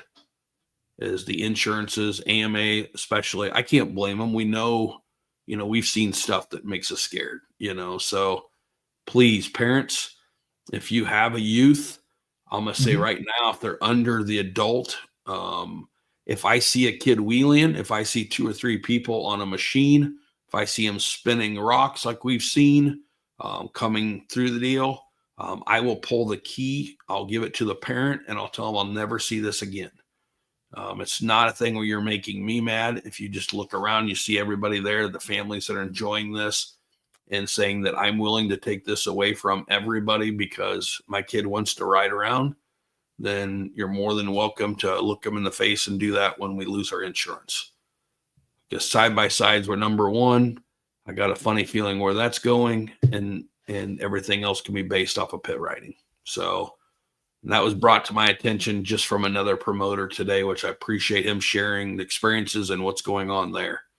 So he's cracked down on it big time. So we're going to have to be doing the same thing.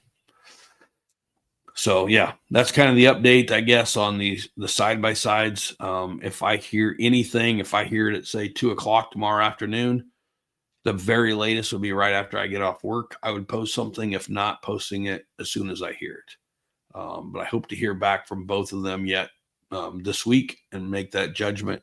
But I just don't know how we can move forward with the costs and the amount of machines that we have. It's not there. Mm-hmm. So it's not what I want to tell anybody. Like we said, Saturday was just an odd feeling all day long. When we got done, Chris, I mean, we talked like, are we done? Like this is weird. How is this? And it's because we're missing them guys. So I absolutely hate it, so yeah. Yep. So after the downer, I feel bad because it should have been brought up the very first thing. I know we're way late here, a little bit longer than what we want to go, but Chris, we haven't talked about one huge thing. Number one, we didn't get into all the results and stuff, so we didn't really give Vanderpool Construction the props that they should have gotten yet. Again, they've been with us for several years, but I don't know if you heard me talking about this. 70 years, yep. 4 generations in that construction company. So it's amazing. We had Toby back on here last week. We're going to be talking more about them next week when we break down some of the classes and have some guests on here. But can't say thank you enough to them bringing the truck down there and doing everything that they do. We should thank Vanderpool Construction for sure. So, yeah. But a big announcement that came last week. We got a phone call like on Tuesday, I think it was. Mm-hmm. And then we kind of announced it. We got the approval to announce it. We got a title sponsor, and that's a huge thing. So you're going to start seeing a lot more of this coming out here pretty quick. But our title sponsor is Power Sports Share. And Power Sports Share is a really, really cool situation. It's a brand new company getting developed. Yes, I'm trying to look everything up right now. But just a really cool family. The Etchenbergers over in Illinois. If somebody wants to put a name to the face, they did all of our food vending, Chris, at the Stockton track. And they've developed this new company. And it is a situation. I got to find this real quick. It's a situation where if I wanted to rent something, a utility, go, let's say you're going to travel Colorado, which we hopefully will get there this year. Want to go out and ride trails in Colorado. I can get a hold of Power Sports Share and they'll hook me up so I don't have to take my own equipment or my own machine out there. They'll hook me up with something local and I can just ride and return, right? You can, but you can, yep. And you can also set it up to where you can rent. You can go in and fill out the paperwork to where your equipment, if you have setting around, that people can rent it. And they hook it up. My 1979 Honda Express 50 that sits in the garage, I can rent it out. You could, but people need to get around in different places too. I didn't see a spot, but I'll guarantee you, knowing that family, they will make it available for you. Somebody's flying into Des Moines and needs a Prius. I knew where that was going. But no, it's just a really cool. You can set up. I've heard of this going on with like campers. We've seen people take advantage of that for our races. Yeah. We're going to get them on here, Ryan and his team out there. We're going to get them on here so we can do some talking. We're going to have a lot more stuff up on the webpage, on our Facebook. And you know what? I might even sign up for it just to, we've got some equipment that kind of sits around, and just depending on what people are wanting to do, it might be someone coming in to do some hunting. And that's the thing. I talked to some guys Saturday about this. It doesn't just necessarily mean coming in to go race or go to a park. Yeah. There's all different kinds of stuff, and it's ATVs I believe dirt bikes and snowmobiles, which a snowmobile I think would be huge because I love snowmobiling, but man, I couldn't afford to have one still. We got rid of ours, 4 or 5 years ago if we weren't getting the snow. But now that I know that I can maybe go to, wherever it might be and jump on Power Sports Share and find out where I can, have them hook me up on renting one to where I'm going. That's awesome, Yeah. So, but around here, I'm thinking about all the people that come in out of state and want to hunt, and need a 4-wheeler to, to be able to use and stuff. And so there's a lot of opportunities there. Like I said, we're going to be talking about this a lot. I believe their company was going live this week. I'll have to look it up and we'll have more for you next week, but we'll try to get them on here to do some explaining. But it's huge with like Vanderpool and some of our other sponsors that are race sponsors. But to really secure the series, the race sponsors, we know how the bills have went up, right? So the race sponsor really goes to the series to help cover all that rest of that stuff. And it's so important. And we can't thank them enough. And once again, like the special awards that we were talking about, we never reached out to one of those people. This is all coming from people that want to get involved. And the reason people want to get involved is because the people that are there, and I'm going to go back to Ryan and his family. They're doing this with the Power Sports Share. Where did they meet our people at, Chris? Stockton races. Stockton by vending to them. You know what? Every single one of my vendors, I don't think I've ever had a vendor that haven't told me this. Andy, when we go up to pay our bill at the end of the race, you have the nicest people I have ever dealt with. They're very nice coming up. They're patient. They're just, they always have said that they're just very impressed with the people and the way they act and how they carry themselves. So once again, that's coming from the people that we have, our riders, racers, families, have basically gotten us a title sponsor by being who they are, so pretty darn cool in my book. So I can't thank everybody that's helped do that. It really helps. So thanks to Ryan and his family and Power Sports Share. And by the end of the year, we're going to make it to where Power Sports Share is a common thing talked about everywhere. So I had a question on when it launches. So you already mentioned sometime this week. I'm out there on the website now, powersportshare.com. Join the wait list. So just enter your name, email address, what you're interested in, either listing or renting, and reserve your spot, and they'll automatically keep you updated on when the site launches. Yeah. So I am doing that right now. And Nathan, I appreciate you asking that, Claire, I think Nathan is, I think you're in Indiana, if I remember right. It's either Eastern Illinois or Indiana. So I appreciate you listening in and asking about that. I will make sure that I actually text you and let you know for sure, but we'll get this information out. And then I will get with Ryan. And I knew tonight was going to be very busy, but we'll get with Ryan and see if I can't get either him or his team, a team member on here to really discuss this in detail. I think it's Martinsville. I thought it was Indiana. I just want to make sure. I knew it was an I state. I knew it wasn't the number one I state, but I knew it was number 2 or 3, with Iowa being number 1, of course. So.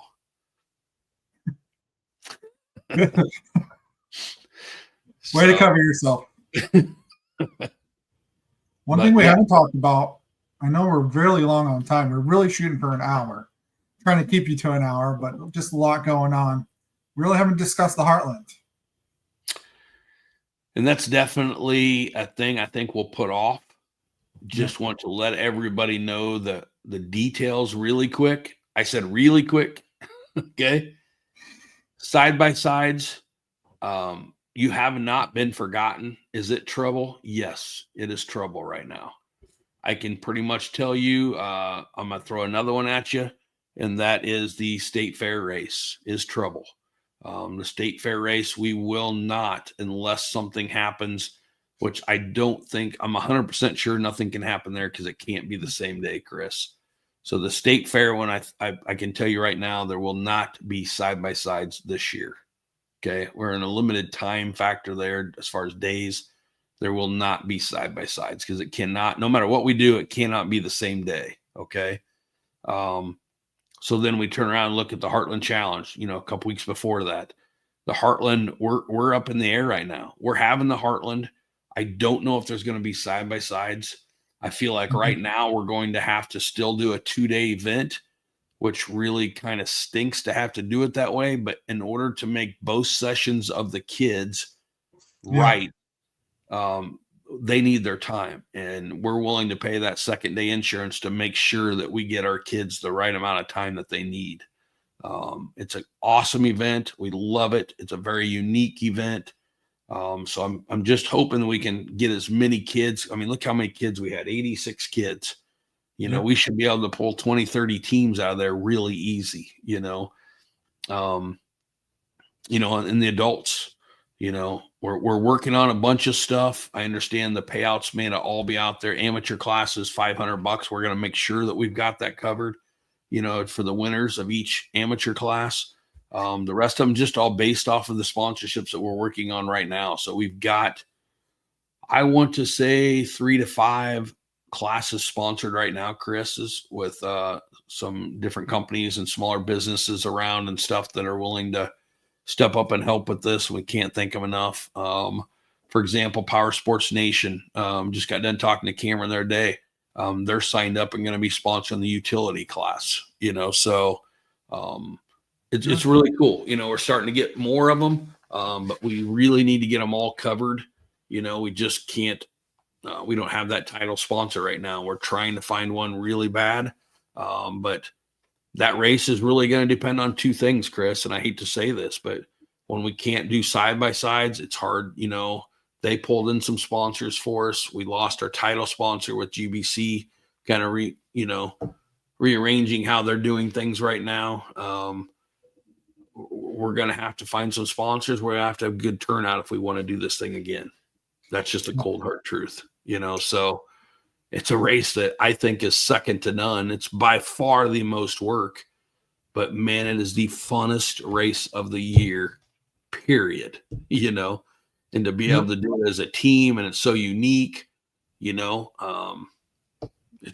really cool. I did talk to Steve Mueller. Steve is still on board. I was worried when we lost side-by-sides, because he's a side-by-side guy, and tire spines, we need them there so bad. The absolute best insurance you can get when you're out there racing, whether it's a local race, a national, or especially the Heartland Challenge, and you're out there for so long. But Steve has committed, and he will be there. He will be there to do the live stream. I'm working on a couple commentators right now to come in. We are looking for drone operators right now, somebody that can really good, that can chase and stuff. We just don't have the funds to get, everybody back that we would sure like to have here to do that process, but we have some cool stuff. I see right now, Dylan is asking about his A-class sponsored yet. So we have some guys that are sponsoring classes that haven't been designated which class that they're sponsoring yet. So I can't tell you that someone stepped up and said, I want the A-class. Every class we're going to make sure we have, but nobody has absolutely said, I want A-class yet. No, we don't have that. So if anybody knows somebody that wants to get involved in this, it's the way to make sure that thing goes in the future. And that's not a thing that we're putting out there to say, feel bad for us. It's just the truth. I mean, this race takes a lot. GBC made this happen for how many years, since 2008. We can't give them enough credit. So it's just something that came on kind of late, and we're trying to work our way through it, but we will have a Heartland Challenge. We know that. We're excited. Fort Dodge is going to be awesome for it this year. I just really, really wish we had the side-by-sides to take advantage of that new course that the landowner has had built and stuff. And we're super excited, so working on a couple vendors about coming in, doing some stuff with us. Tire spines will definitely be there. Tire spines is a thing where as much work as he done, though, that stuff needs to be ordered through Steve, and make sure that he's bringing it to you. And man, if I can tell you anything, and I hate to say this because I definitely don't want to get into politics, but with these tariffs and stuff that are going on, all that foam comes from outside the United States. So I would get to ordering them as soon as you possibly can. And give Steve Mueller, if you don't have his contact, go to tirespines.com or text me, let me know. And again, with Steve in mind here, Chris, if you're having a team going, like say Dylan, there's maybe thinking about racing the A class and forming a team, they can let us know ahead of time. We can get them in touch with Steve. They can become one of the teams that have the video going. Yeah, and that's done off of their phone with the right cover. It's no big deal. It works perfect. We just got to get them with Steve. They download a thing, and then they can be part of the live stream, and it shows them racing, and everything. It's awesome. So very unique. If you're racing the Heartland and you got family that can't make it, volunteer to be, one of the hosts of the live stream, and your family can watch you, see what you do on the racetrack live. Exactly. Yep. It doesn't get any better as far as our industry. I don't know anybody else that does this in our industry. You know what I mean? It's something very unique that's brought to us by Steve Mueller and Tire Spine. So it's very cool. I mean, it shows your pit stops, you're weaving in. It's live. It's so cool. Then you mentioned sponsors earlier too. We've got an opportunity this year with like our challenge section, which is obviously a huge part of the race, that can be that we're doing naming rights for that. We also have naming rights for, we know one of the most traveled place in the whole place is right by the mulch pile, and the mulch pile changes every time. We've got some cool stuff that we're going to do to design that after a company, if a company wants to get the naming rights for that. And we have the new motocross area, so there's a lot of stuff going on. And Chris, this year we're going to have the time, if we don't do side-by-sides, which I pray we do, we're going to do some changing around with the times of the youth and stuff. We're going to have more time to celebrate the winners, in a format, if that's what we end up having to do. Get people lined up, get people in the impound, stuff like that we're not rushing so much. And I am very excited about that. So the Heartland's going to be very cool. I just hope we have our caged friends as well. Yes, TJ, all races are live, but are they live stream live where you can I don't believe that there will be. Now I do want to talk to Steve a little bit. I'm not guaranteeing anything, but we will not be putting recording devices on the youth machines at all. But it doesn't mean that there can't be like cameras out there, like in different places, so the mulch pile, and stuff like that we can do something like that. But we always have the live scoring for sure. But on youth, we will not have cameras on the machines for sure. So now, just an idea. I don't know if you have a good mount, Chris, but that might be cool if we put a camera on the Prius to get you on the track when these little kids are coming. That'd be pretty cool. Neat situation. Who wants to sponsor a camera on Chris's Prius? No, I'll pass. I don't want to get dirty. Those flames were a lot. Right. But yeah, if anybody has some sponsors, you talk to them, they want to be a part of the Heartland, they want to be a part of keeping this thing going, please get a hold of us as early as you can. And because each sponsor, I know you've talked about this previously, each sponsor of each class are on the plaques, right? Correct. The plaques, the t-shirts. Yep. So A class will have their own sponsor. Yep. We're going to, as long as we find this out quickly, as soon as possible. My goal is to have a banner for each one of the race sponsors potentially, or not race sponsors, but the class sponsors. We'll find out more. If we get them all full, it's easier than telling you I can do that with only like 6 of them, Yep. So, but we're going to try to do our darndest to make sure everybody knows. We're going to make the plaques this year unique to where every class has that race sponsor on there. on the tags, so no one forgets who the sponsor was.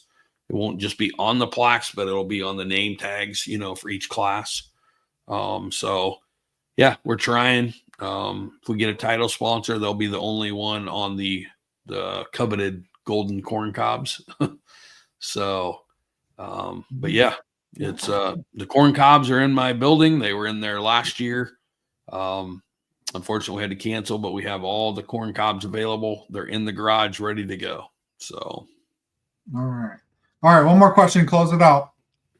So this has to do with kind of side comments, conversations after the last race.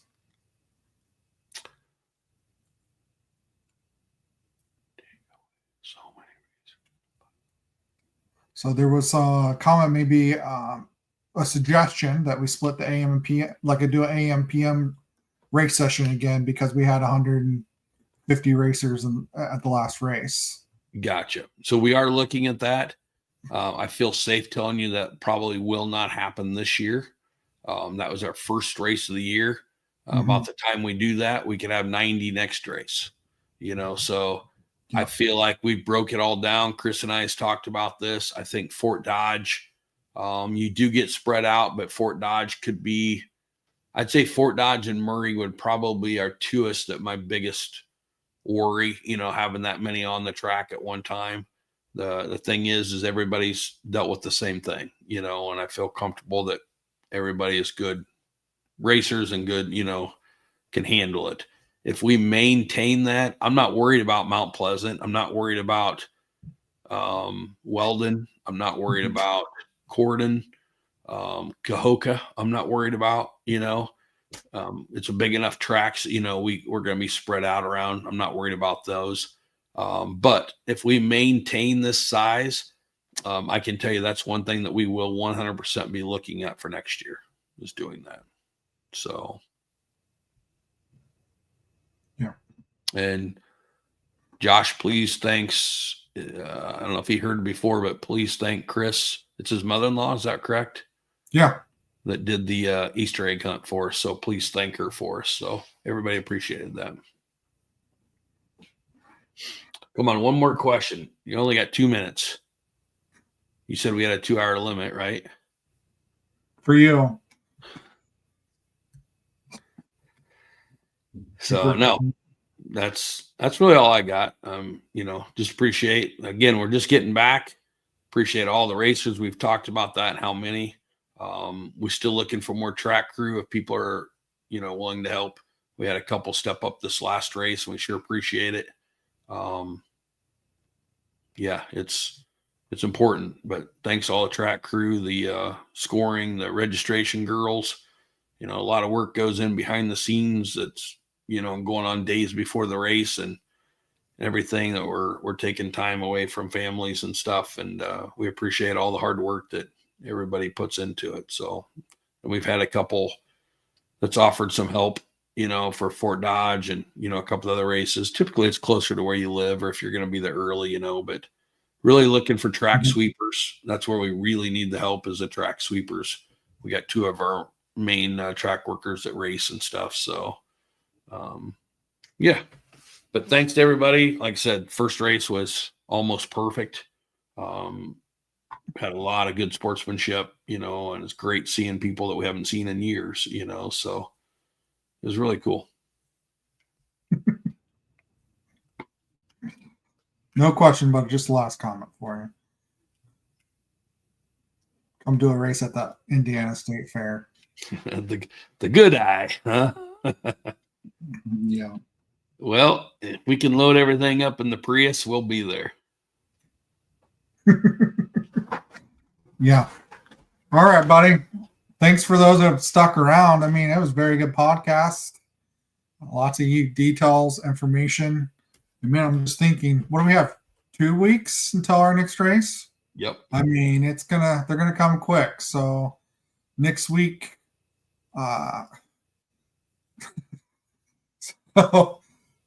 next week we'll do another recap, do a couple of interviews, and then also we got to start a preview, because the next week's podcast is our last one before round 2 already.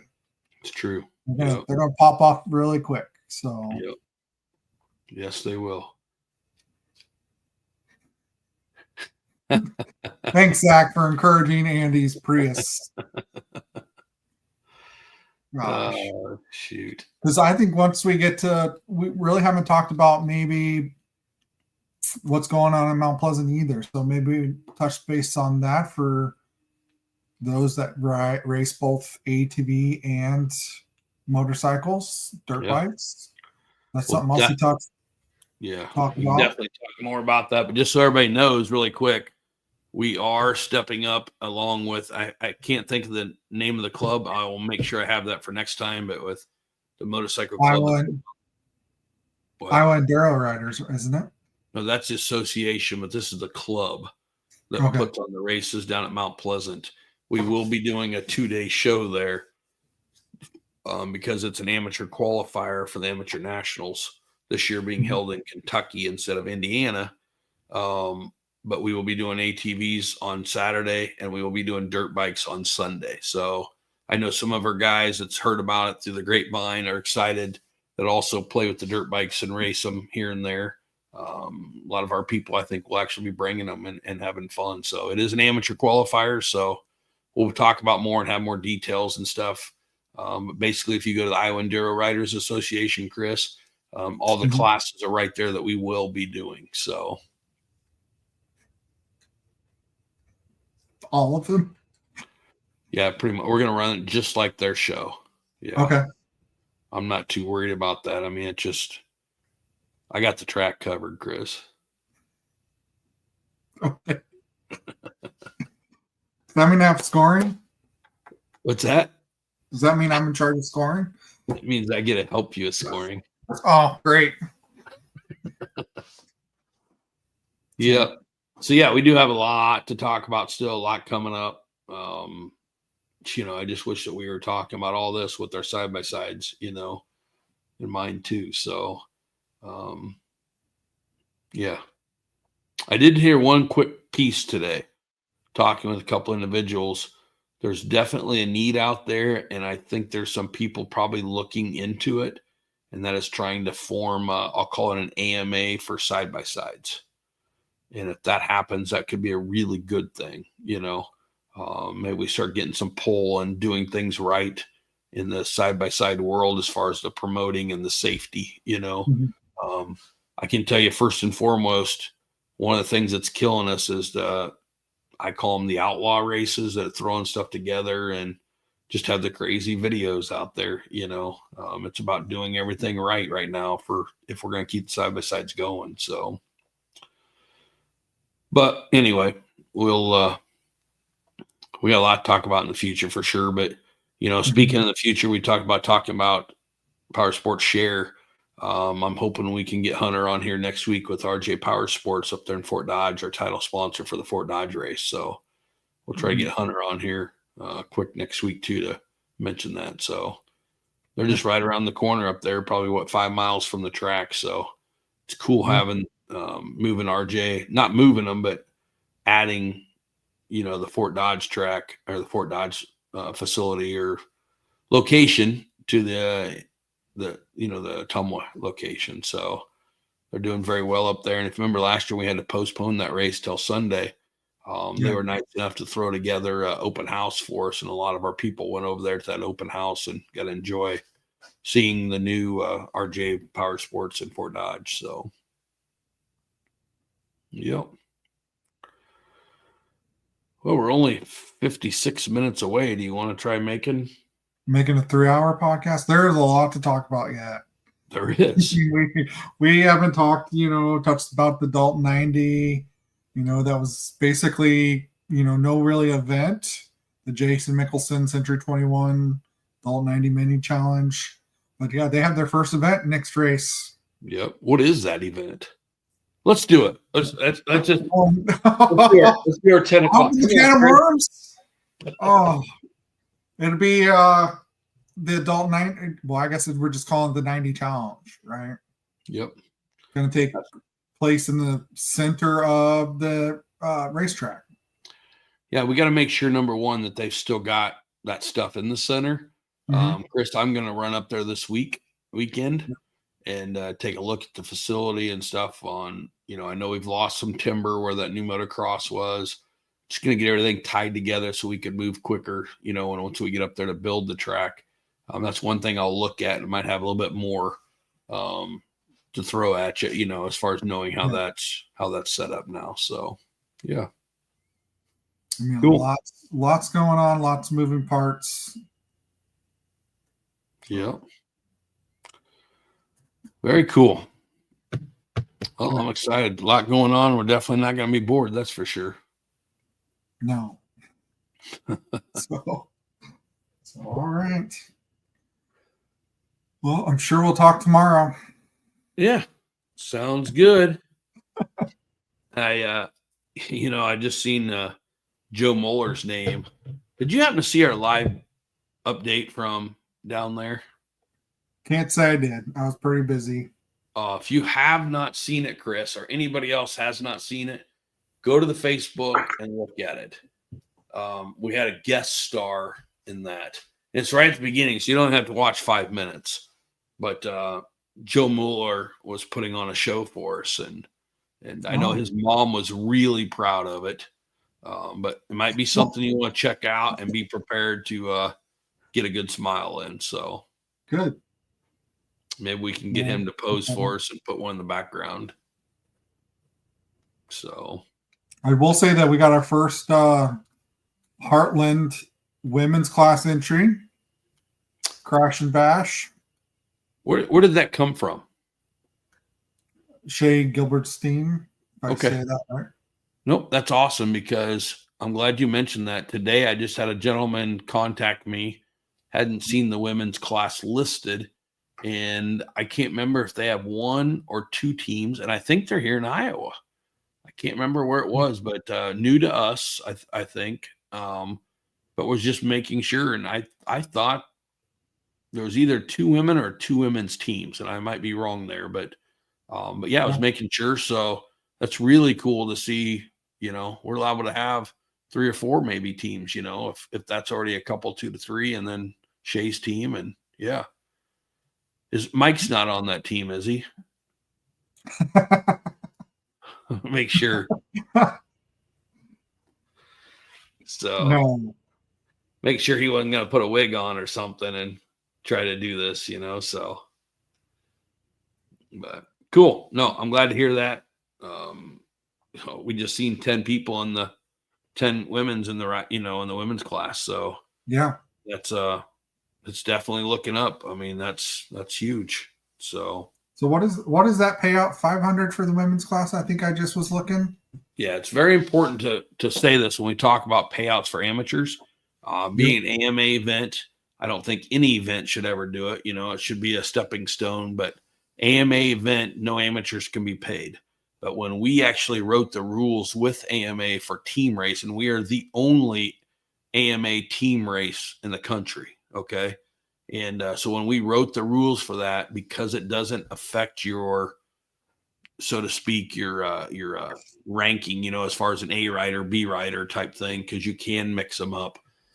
We were able to say that, hey, it's a long time, such and such. It's a very unique race. So they do allow us, they okayed us paying out $500 to the winning team, not an individual, but to the winning team. So only the winning team in the amateur classes get paid, Yeah. So but it's kind of a winner take all, so. And then, of course, we're looking at some different stuff for the Ironman class. We used to have an Iron Woman, a Wonder Woman class, we called it. We just started losing too many. We just didn't have enough. Yeah. But anybody can enter that Ironman class. There is a question out there of whether or not we do an Ironman class and then an Ironman utility class. So that's still open right now to discussion. If we add that class, we'll obviously update the chart, But yeah. That's the toughest class of them all. If and that goes for anything on the Heartland. I mean, you can be the fastest cat in the world and you may not be able to handle the Heartland. I mean, it's pretty demanding, if you want to test yourself against mentally and physically, and machine prep and everything. one of the biggest things you can have is have that team behind you, for the food, for the water, for the prep, Yeah. just reminding you on the mental stuff, so it's tough. It's real tough. And, but once you've done it, I honestly believe that you're going to say that you're very happy you did it. The following week, you may not be necessarily happy, but you will, you'll feel like you earned every bit of it if you can complete that race. So, yeah. All right. Same with scoring, right? If you make it through 10 hours, you're going to feel good. Yeah. It's a long day. Yes, it is. So cool. Sounds good, man. I'm done yapping. We keep coming up with things to talk about. Yeah, I've been trying to get off here for an hour and you keep bringing stuff up. I know. All right. Sounds good. Next Wednesday, 7 p.m. I'll try to get updates from Fort Dodge for everybody, and then we'll try to get some of those new sponsors, and still like to get some racers on here. And heads up too, if anybody's still listening, we will get that rider. If you're interested in coming on and being a part of the rider spotlight, I'll get that all typed up this week and be able to send it out to people if you're interested. So we'll get some people at the next race on there too. Okay. So all right. Till next time. Enjoy. Sounds good. As Sherman would say.